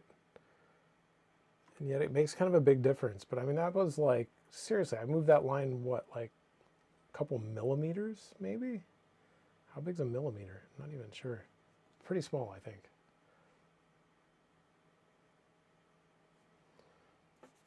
You know, so drawing, like when you're first starting out drawing, you have to make big changes, right? You'll look at it and you'll be like, oh my gosh, this leg's totally in the wrong spot. You got to totally move it. As you get better and better, you'll start realizing like, oh wait, it really comes down to like millimeters of distance in terms of things really looking right or looking wrong. And the idea, hopefully, is to develop your eye and your brain to kind of perceive that level of detail, which takes a long time. I mean, this is not a fast process. Okay, so I'm pretty happy with this. I think it's working pretty well. Let's get some shadows on here. I might skip the hair real quick just because. Also, I made her face a little bit squished. She has a little bit longer face, but I'm just going to go with it. There's a little bit of shadow here on the forehead, right? And now we're getting into shape design. Not that there hasn't been any shape design yet, but in terms of shadow shapes, right? We're thinking about how to design shadow shapes and how to adjust our edges to match the forms that we're trying to describe. You know, she's got some shadow here on her brow, up around here, and then it kind of like drops down this way. But notice being really careful with my edges, right? Soft edges up in here, because it's a rounded form. You know, like the type of edge that we choose to describe these forms is going to have a big impact on what the viewer interprets as happening. You know, so whether we go with a soft edge, a hard edge, each one kind of describes a different type of form. You know, we're going to have a harder edge here for a cast shadow, kind of cutting around here. Her nose has shadow on it, right? So it's kind of coming down this way.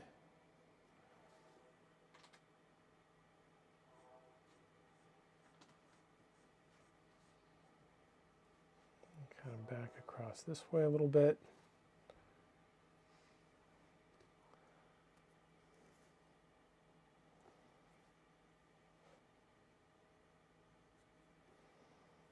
You know, and then there's shadow up in here, kind of cuts across this way, back down a little bit.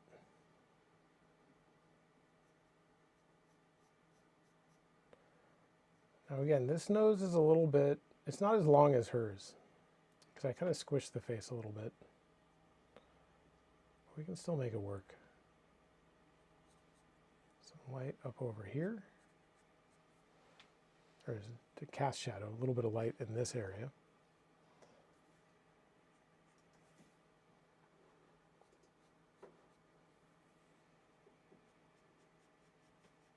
Very soft edge right in there. Right, this shadow is going to link over to very soft edge along the cheek here.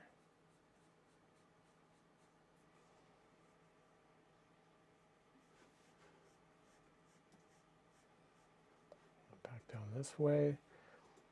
There's a little bit of shadow here, like under her cheekbone, but I don't know that I would draw that. I feel like that's going to age her a lot.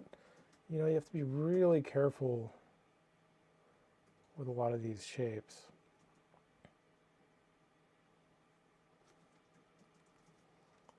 So I'm going to go ahead and move this a little bit.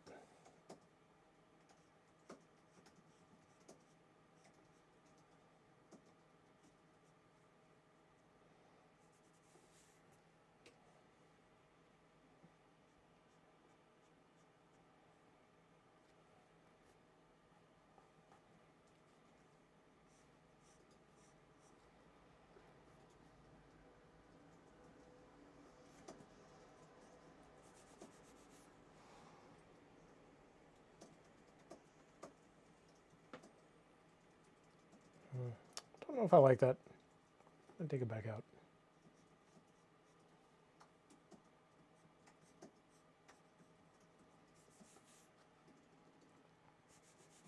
Okay, not super happy with the head, but I think it's okay. Good enough for now. Right, so we get shadow from her hair down onto her chest, right? And that's going to be tricky because that's going to be really soft. Anytime you have a shadow either on hair or made by hair, you end up with a very, very soft type of shadow.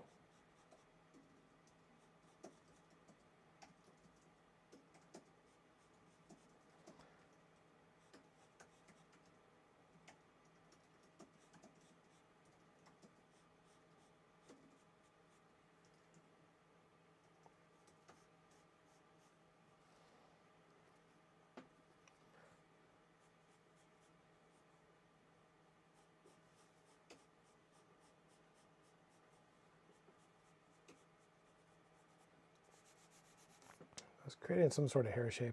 It's kind of interesting. I don't know. I'm not sure I like that shape a lot. I feel like it should maybe mimic this shape a little bit more. So we might need to go in there and adjust it a little bit, but I think it's okay for now. This hair up here is mostly in shadow.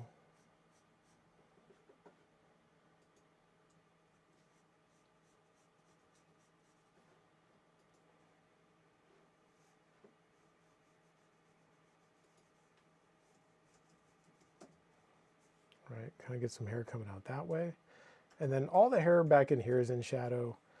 We get a big shadow on the hair up around here.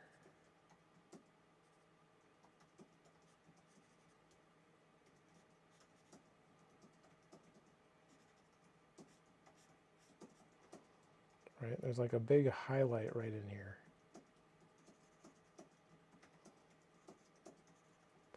Again, not really like copying this. I just kind of know where it should be sitting on this form, and I kind of know how hair highlights work.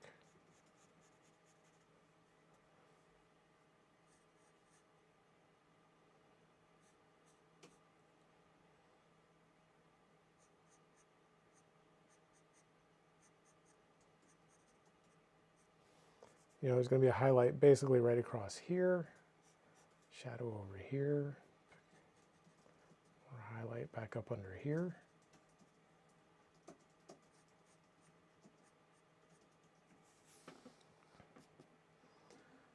You know, there's a big highlight right in this area.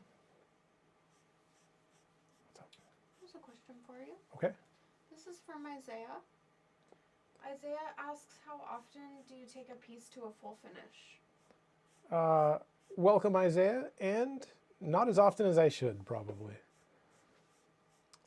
Most of what I teach is like kind of fundamental based. And to be honest, that's mostly what I like to draw, which is why I teach it so much. You know, and so I take things to a finish. The times I take things to a finish are specifically in the head drawing classes and the figure drawing classes. The last 2 or 3 weeks of those classes, I'll try to bring things up to more like rendered type finish, you know, because we need to learn how that works. I mean, that's part of teaching this stuff for sure. So, I mean, I can do it, but I don't know. I mean, to be honest, I kind of like, kind of enjoy drawing more like this. which isn't the best habit necessarily, but I don't know. Just depends on personal preference. But I should probably do some like longer type studies. I just taught a master's study class a couple terms ago, last term. I don't know when it was exactly. But I brought all sorts of things. Like that was all like basically about rendering. It was like essentially a rendering class and studying other people's rendering and figuring out how to mimic that and hopefully bring some of that into our own drawings. So I teach a lot of rendering stuff, but in terms of like full blown, like finished, like with a background, like that type of stuff, I don't do it very often. But you should do it because you need to know it. Yeah. What? There's just a couple more comments and questions. Okay. Okay, so I was talking with Nivad. I'm not sure if I say it right. Hopefully I do. We were talking about like pencils, and he was saying how like it's kind of tough to find a good pencil, and we were talking about that, and I thought maybe you could talk a little bit about that in the newsprint. And he also says that, or she actually, I'm not sure, also says that everybody likes gesture better than the full finish because gesture is fun. I know, and it looks better in my opinion. Like when you look at a comic book, if you look at comic book art, the pencils, they look the best. And then they ink it. It still looks pretty good, but not as good as the pencils. And then they color it and pretty much kill the whole thing. So I don't know. Maybe that's just my personal opinion, but I like the look of the sketchier stuff way more. I think it looks really cool. But then the problem is if you want to be a professional, right? Like you're expected to take things to a finish. You got to finish stuff, and it needs to be marketable, which means color or at least inked, and just sketching things isn't going to be quite enough. Yeah. As far as pencils go, I mean, you're basically limited to the supplies that you can get is really kind of what it comes down to.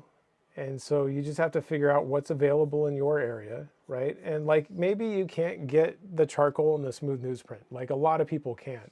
That's fine. There's a ton of people out there that get really good at drawing without ever picking up without ever picking up like a charcoal pencil and a piece of smooth newsprint. It's not like you have to have that stuff to get good. It's just a training technique, and like, yeah, it works pretty well, but it's not the only way. It's, and like if you listen to some people, they'll make it sound like it is the only way, but that is not really the case.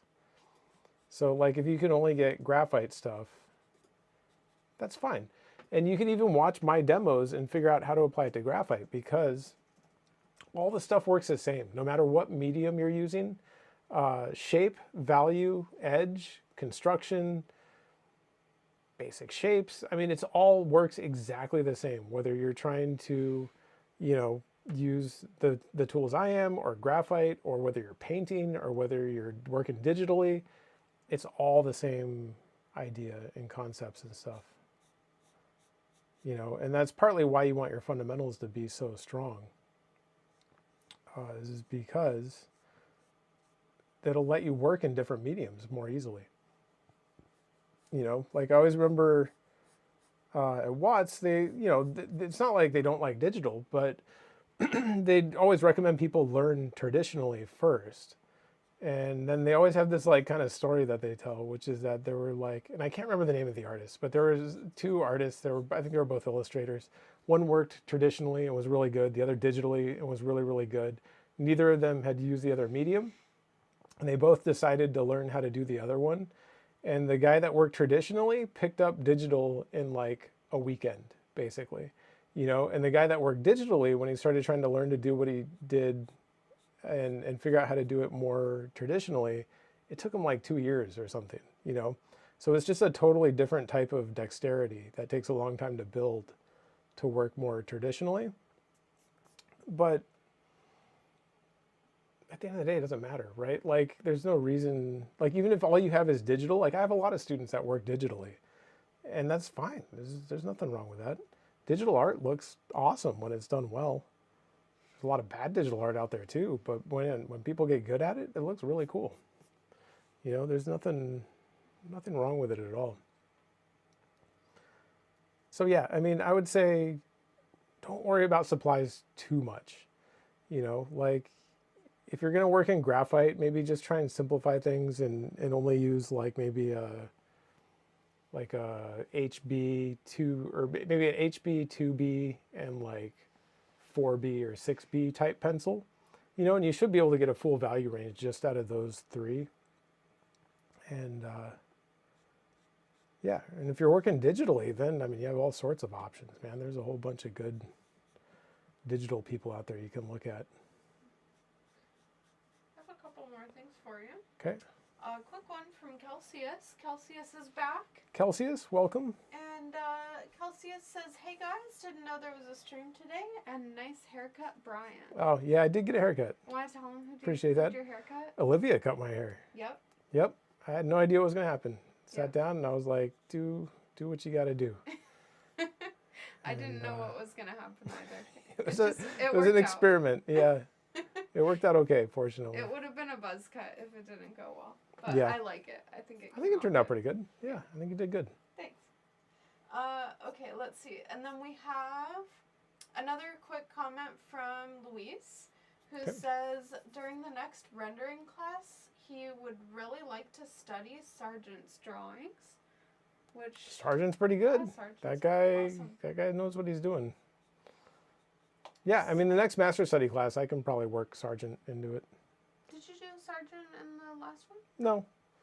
No, I stuck more with like illustrators. Oh, okay. But Sargent, I mean, is just as good. I think we'll do like He's one of the best. maybe another round with some fine artist type rendering. Yeah, yeah. It is a bit different. Yeah, definitely. Okay, and then we have a question, which is actually a really great question. Okay. So this is from Vera Nair. Yeah. They ask, should one bother learning anatomy if they can't still draw from the model accurately? Yes. Yeah, anatomy is pretty important because anatomy is partly what's going to help you draw from the model accurately. You know, and like observation is good. It'll get you pretty far, but it won't get you all the way there.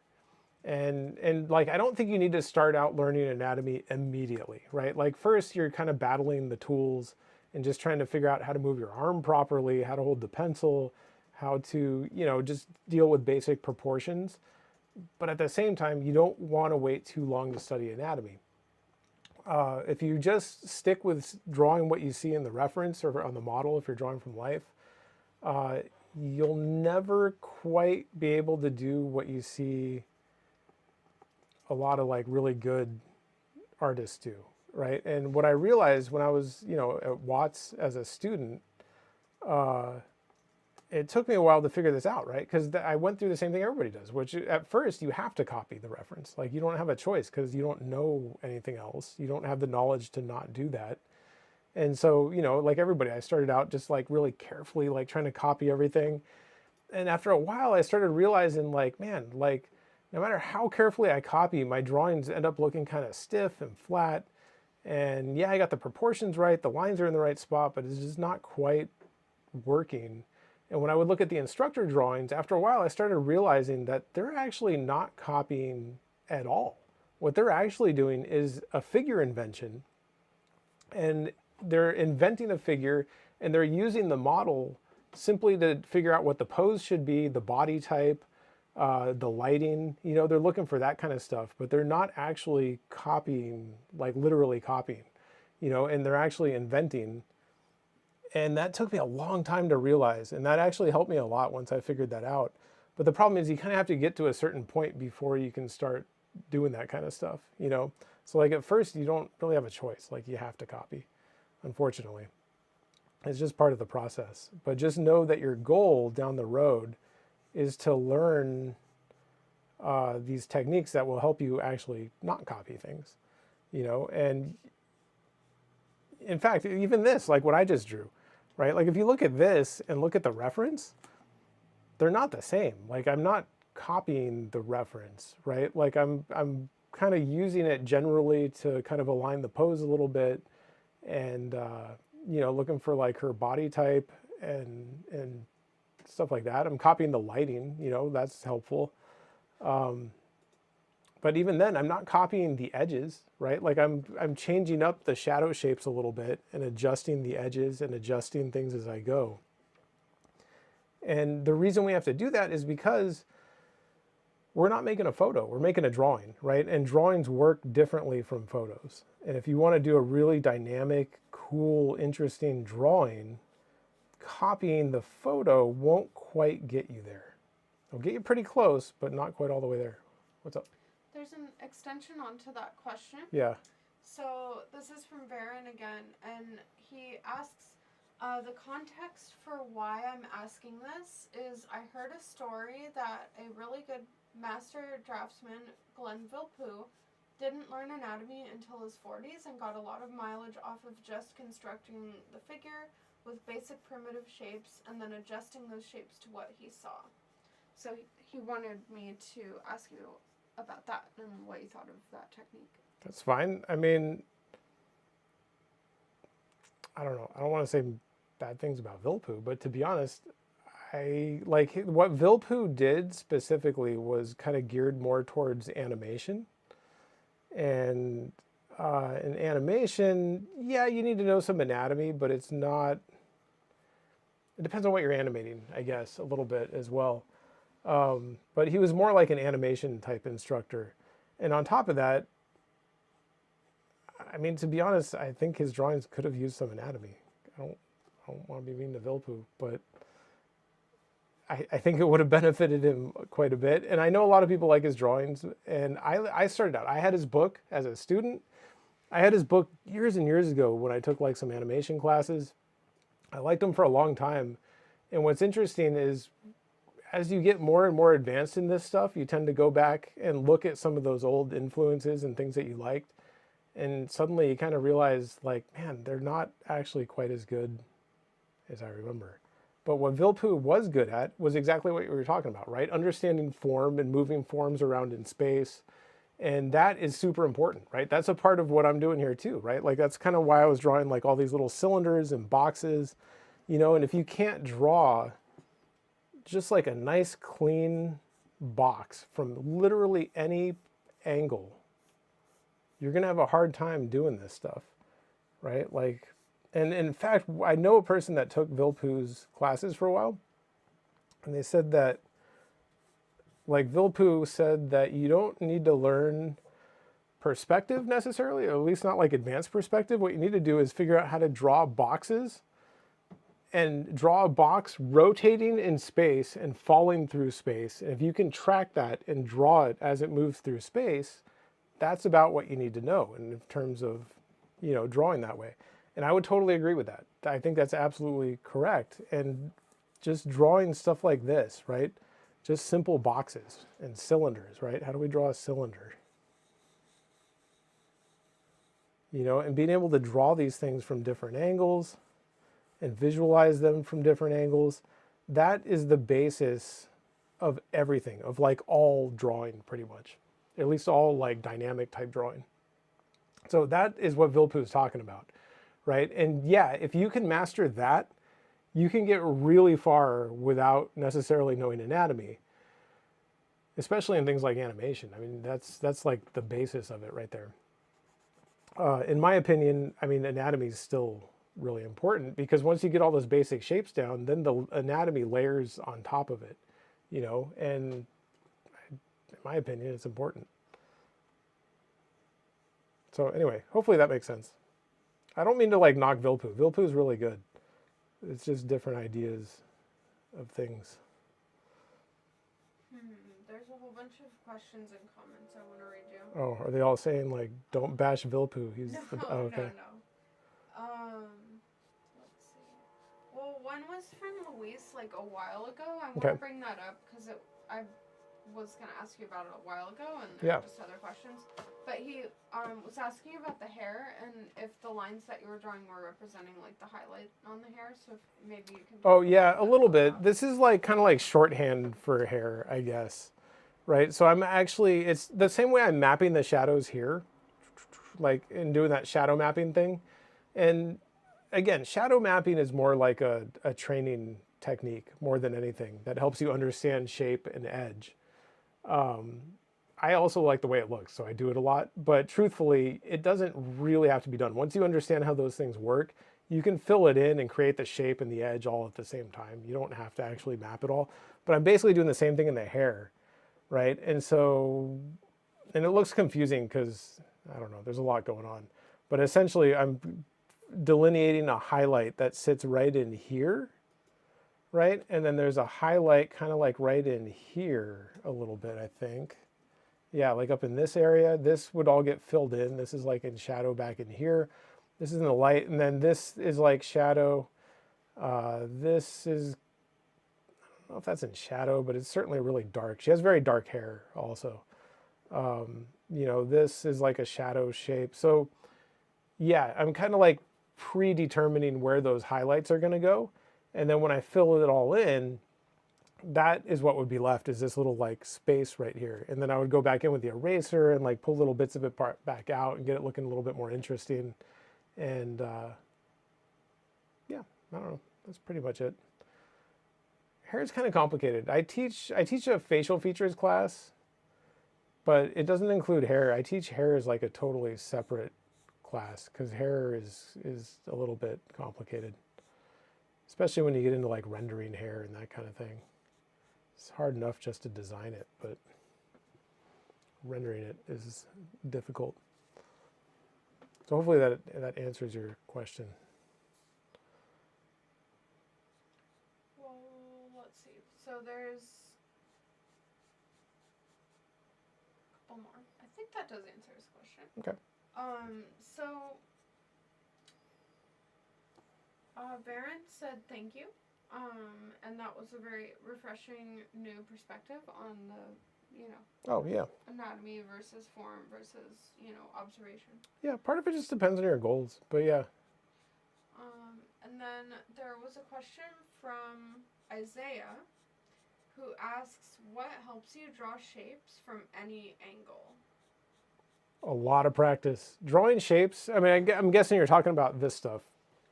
Understanding perspective helps, right? So like I took some perspective classes at one point, and that kind of helped boost my understanding of the basic shapes and what they should look like. But then it just takes a bunch of practice because there's like a whole dexterity component, right? Like if you can't draw a really nice, clean oval like that, then you're never going to draw like a super good cylinder because you got to have the nice, you know, the nice oval to do it. Same thing with just this little box that I drew right now, right? Like if you can't draw nice, straight, parallel lines, then drawing a box is going to be really hard, you know? And notice I didn't even really put any perspective in particular on this box, right? Like everything's pretty parallel for the most part, which is more like, I don't know, isometric perspective or whatever, you know, where there's no real like vanishing points necessarily. But we should be able to do that too, right? Like I could come in here and say like, well, let's draw a different box. And let's say this box sits this direction and we're looking up at it. And maybe it goes this way. But notice now I'm putting some actual like perspective on it here.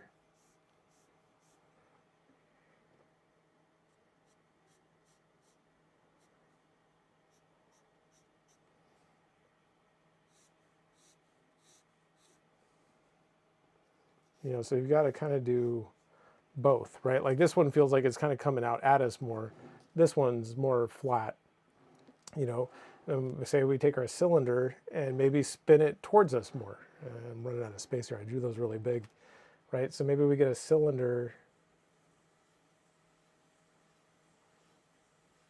But look at this. I mean, if you don't have the dexterity to just draw a nice clean oval like that, it's going to be really difficult to do this stuff, right? And that's where the practice comes in, because there's a lot of things I can teach people,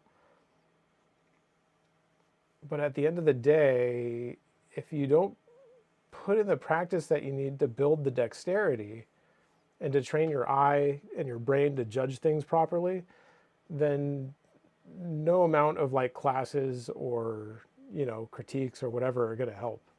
You know, like that part is something you have to do. And where that comes from is I used to fill up pages and pages of this stuff.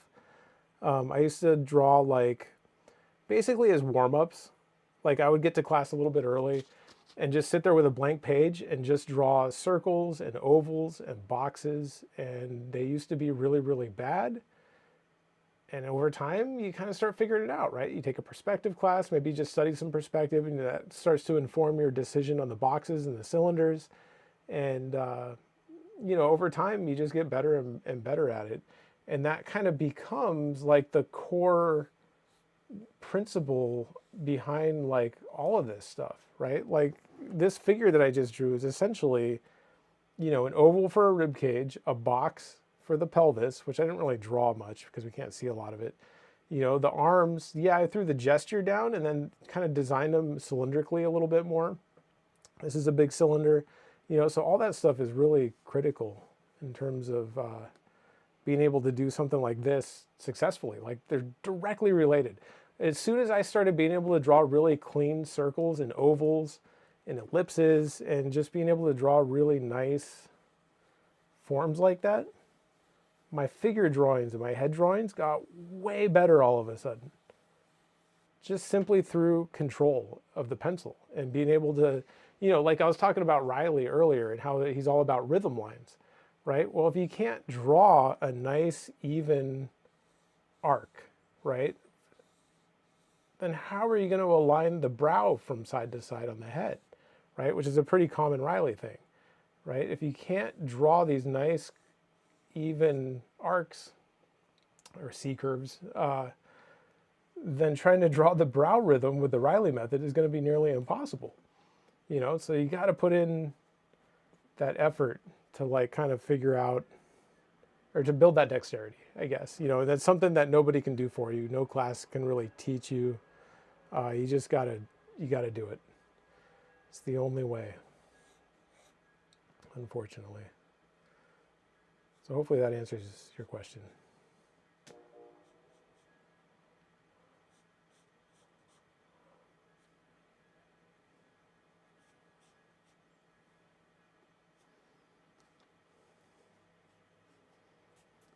Anyway, just continuing the mapping process. I'm not gonna like render this thing, but I like the way the shadow mapping looks. This is a tough area right in here with the abs. They're very subtle, right? So we got to figure out what is going on with these abs, right? It's going to help to know that her rib cage is kind of like down in here and like here, right? Because different people's rib cages open differently. And men and women especially have like different kind of openings of the rib cage. Like men are more open, women are angled more. Some of them are like this, where they're kind of more rounded this direction, which seems counterintuitive. But a lot of rib cages do that. I mean, that's, and it's something to be aware of. It's like a more narrow type opening and longer. Okay, so from here then her abs are going to kind of drop down this way and kind of down this way, right? They kind of take up that space right in there. And then her belly button sits right about here, which tells me that the abs are going to be kind of like this, right? I'm just kind of looking for like a general placement of that abdominal breakdown. And then I can come in and design my shapes around it. And again, the shapes in the reference, they're not super clear. Like if you just try and copy those, it's going to be really hard. They're very soft forms. They're very, honestly, I mean, they're just not that clear. So we got to come in here and kind of like clarify it a little bit. And the way to do that, again, comes down to knowing anatomy. Like if you don't understand the abs and how they connect to things and lock into other things, it's going to be very difficult to design them in a way that looks good. Now, that's not to say that you couldn't copy this, right? Like there's different ways of drawing. And a lot of people like to do those like kind of photorealistic graphite renders that take like 100 hours, and that's fine. And you'll end up with basically an exact copy of a photo where you look at it and you're like, dang, that looks like a photo, you know, that's cool. And that was how I used to draw in like high school. Like I took a lot of art classes and that was kind of what we did. And sorry, my eye itches.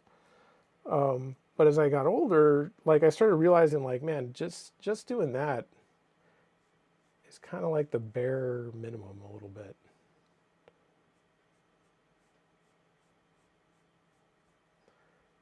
You know, like there's so much more you can do in terms of drawing. And I don't want to make it sound like that's a bad way to draw. Like if that's how you like to draw, go for it. You know, but to me, I like things that are more designed and a little bit more interesting. And when you look at commercial art and art that people, you know, pay a lot of money for, it's usually more like that designed type artwork.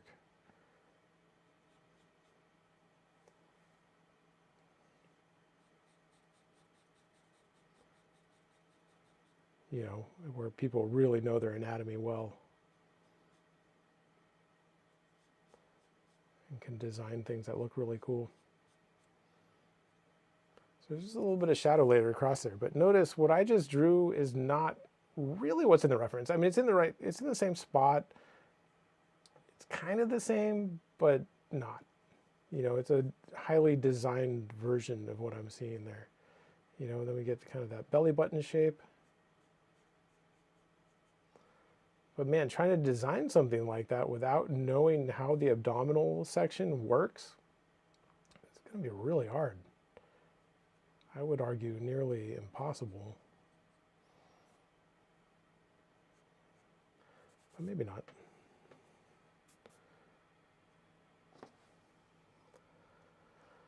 Okay, what else do we have going on here?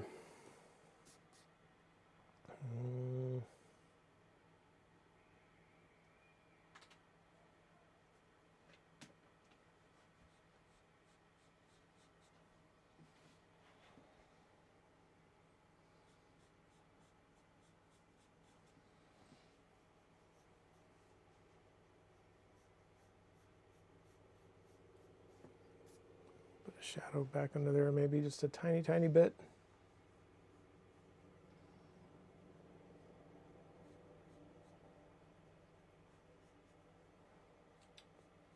You know? Yeah.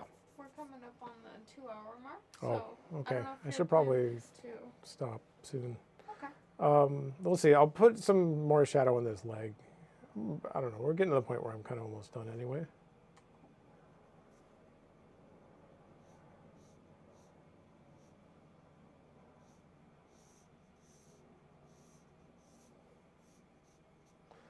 Just make that a little bit of a nicer curve. Okay, so as we work down into this leg, right, there's a big shadow down here. Again, you could try to copy it, but to be honest, it's not very clear. It's pretty clear up here, but exactly what's going on down here, especially with the tattoo in the way, it makes it even more difficult to tell.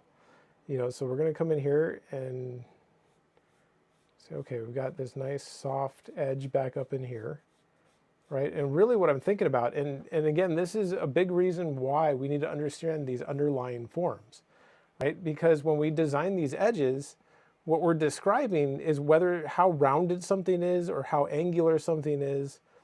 And, you know, that's going to determine how soft the edges are. So in order to describe this cylindrical form properly, we got to choose just the right edge. And in this case, it's going to be pretty soft back in through here. And then we also get some anatomical stuff going on, right? Where we get the glutes kind of passing up under this way. Right? And then there's like the vastus lateralis on the side of the leg out here picking up shadow as well. And that's kind of going more like this direction a little bit. And I'm even going to play that up a little bit. And I will say I made this leg a little bit wider or like taller, I guess, than it is in the reference, but that's fine. Doesn't seem to be hurting much. And notice kind of what's going on here.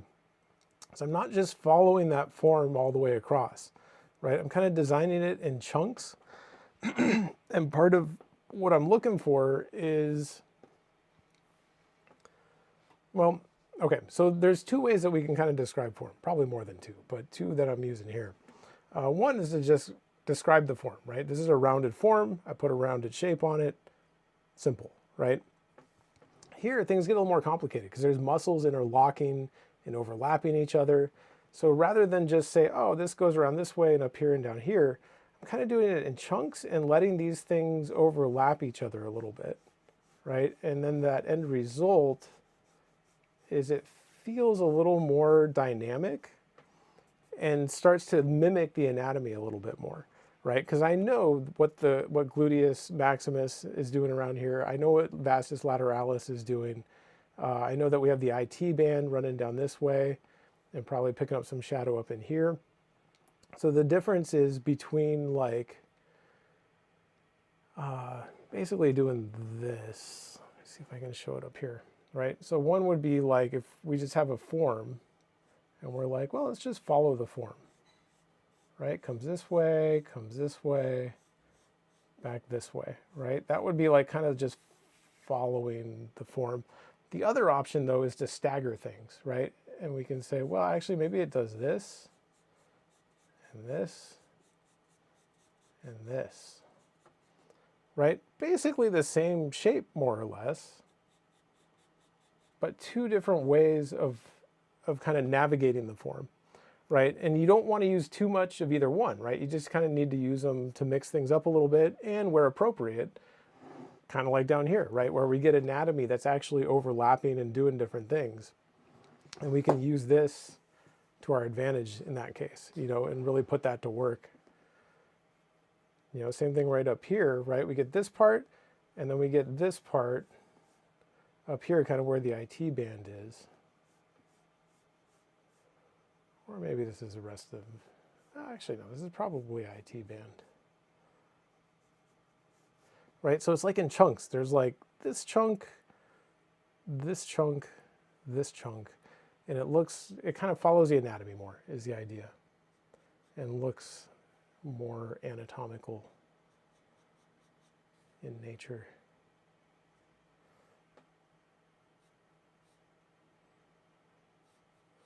Right, then I know that we have the tendon for biceps femoris popping out right here and connecting over here to the head of the fibula, which is probably right about there. Right, so we have this kind of coming around this way through here, and then we're picking up shadow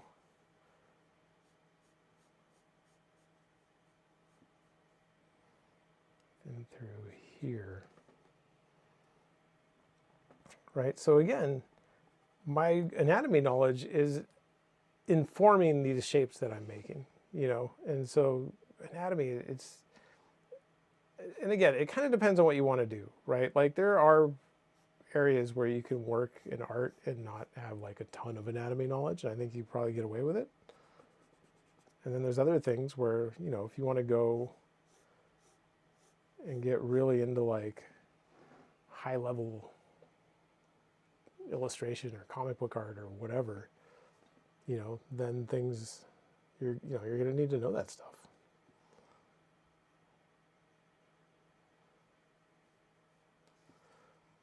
Okay, let's get something on here for the knee real quick.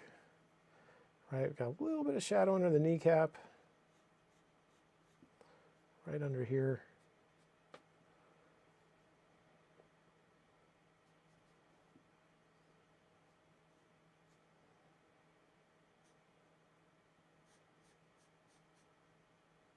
Say this probably isn't the best knee I've ever drawn. Not terrible. It feels like it needs a little bit more structure to it in here.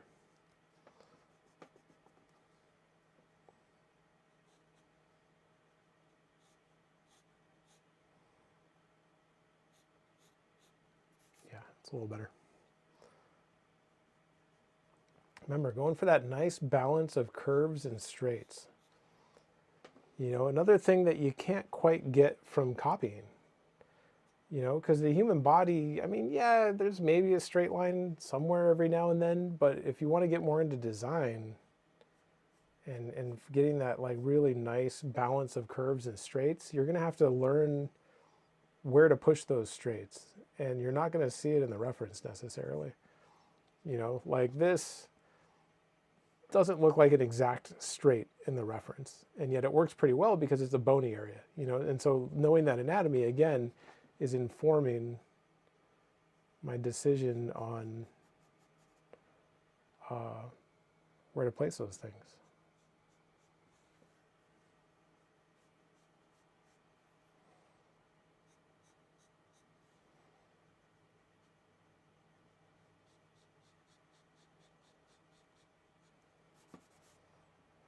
There's a little bit of a shadow under the tibia right there. I don't know if I like the way that's looking though.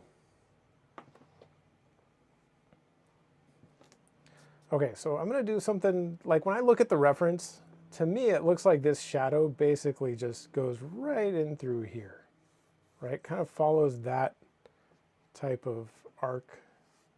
I'm going to change it a little bit because I know that there's a muscle on the shin, which is called tibialis anterior.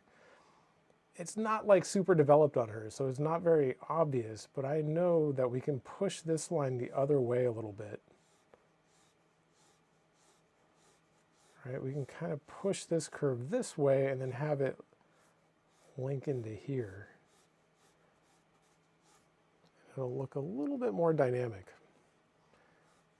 And yeah, I'm kind of playing up those muscles a little bit, and she's not, you know, her leg's not like that muscular, but I think it'll look pretty good. Also, keep in mind, we need a variation of edge, right? Like we don't want the same edge too long in any area, or like going on for too far or whatever, right? So this isn't just one line. I'm going to come in here and break it up a little bit, soften part of it, maybe down in here. Maybe make this part a little more firm. Maybe soften up this a little bit.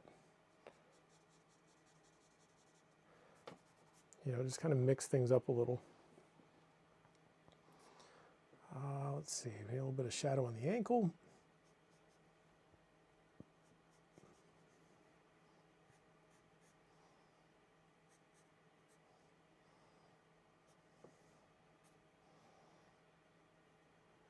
It's not bad. I don't want to get into hands and feet too much right now. But I am teaching a hands class right now, so if you're interested in hands, now's the time to learn.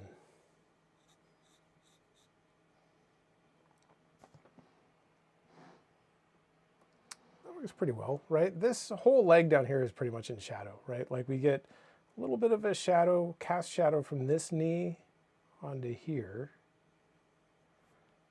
right? And then it's going to kind of pop over this way. And we get more of a form shadow, right? Form shadows and cast shadows follow kind of different rules, you know?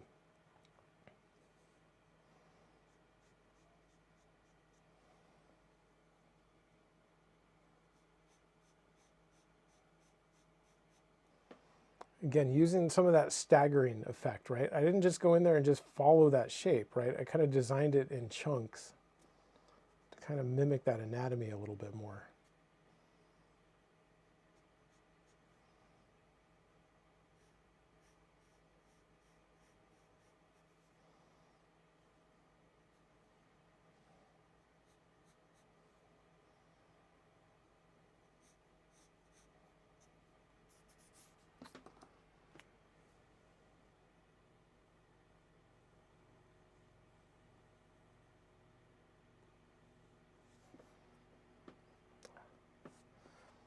Anyway, that's pretty much it.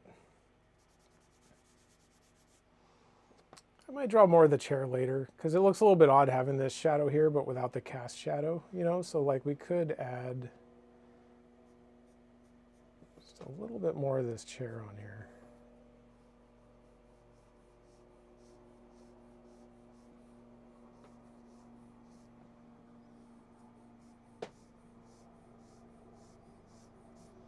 Right, there's kind of like that little section. And then this cast shadow kind of running over this way.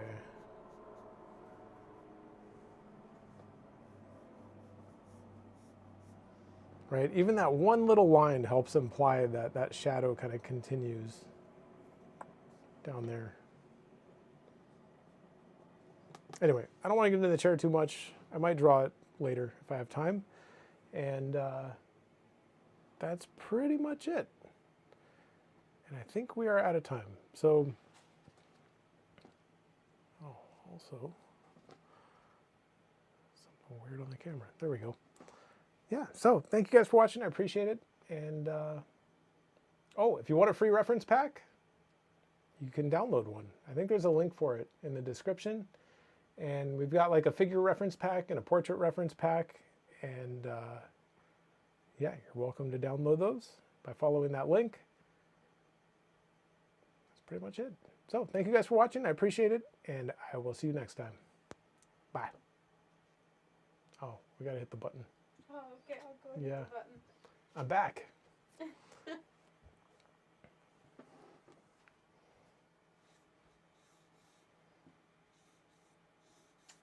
Let's see. Are you up for a couple quick questions before we take off? Even Sure. though you said bye? Yeah. Okay. It was a false goodbye. False goodbye. So, okay, Isaiah asks, when you say high-level illustration, Yeah. could you elaborate on that a little bit? Like, what do you mean by high-level? So, like, you can get into comic books or something without, like, being an anatomical master, you know? Like, if you go look at comic book art, there's a lot of stuff that's pretty iffy. And what they're good at is kind of like what I was showing, like the basic shapes, right? Like they can create the form, the figures in space, and they can place them where they need to, but they don't necessarily like master anatomy, you know? And so like their overlaps aren't quite right. Maybe some of the anatomy's weird. The serratus doesn't look quite right, you know? But nobody notices that because the underlying forms work so well that the average comic book reader doesn't pick up on that stuff, right? It's other artists that'll look at it and say like, ah, that's not right, that's not right. But the average person that picks up a comic and looks at it will be like, ah, this is pretty cool, you know, and then they'll buy it.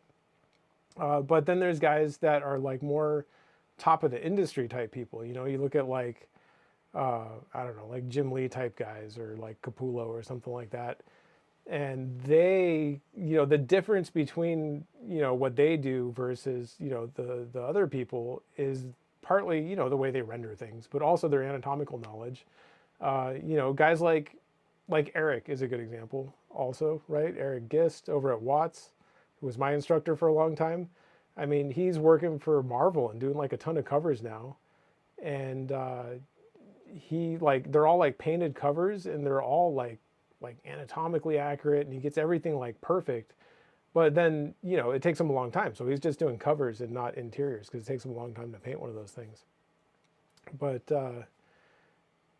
yeah, I'm trying to think, like if you want to go into, say, like be an illustrator for like magic cards, you know, like magic cards have like a relatively high standard nowadays that they're looking for. Early magic cards, not so much, but now all those magic artists are so good. Like you got to be really good to get a magic card. And those people usually know their anatomy pretty well, you know, and yeah, so I don't know. I guess that's the example. I mean, I could pick a whole bunch of people. And I don't want to make it sound like the people that don't know the anatomy aren't any good. They are good, you know, and they can get really good at certain things, but I don't know if they'll ever reach that like super top level kind of, yeah. Most people figure it out though, yeah. One more question, and then most people are just saying bye and thank you, and that they like the stream. Goodbye, and you're welcome. And the last question was from Varen, who asked if you could explain or talk a little bit about how to approach learning design, or if that's too broad, then how should one learn to design based off of their artistic inspirations? Design is tough, right? That's one of the things that is kind of difficult to teach. I mean, you can teach it, but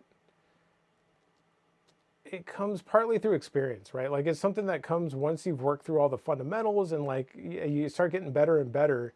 What happens is things start to become more intuitive, right? And you don't have to think about those fundamentals quite as much. and they just kind of happen on their own, right? Like your brain can kind of figure that stuff out without using up like conscious thought, and it just happens. And that kind of frees up brain power to start thinking about stuff like design.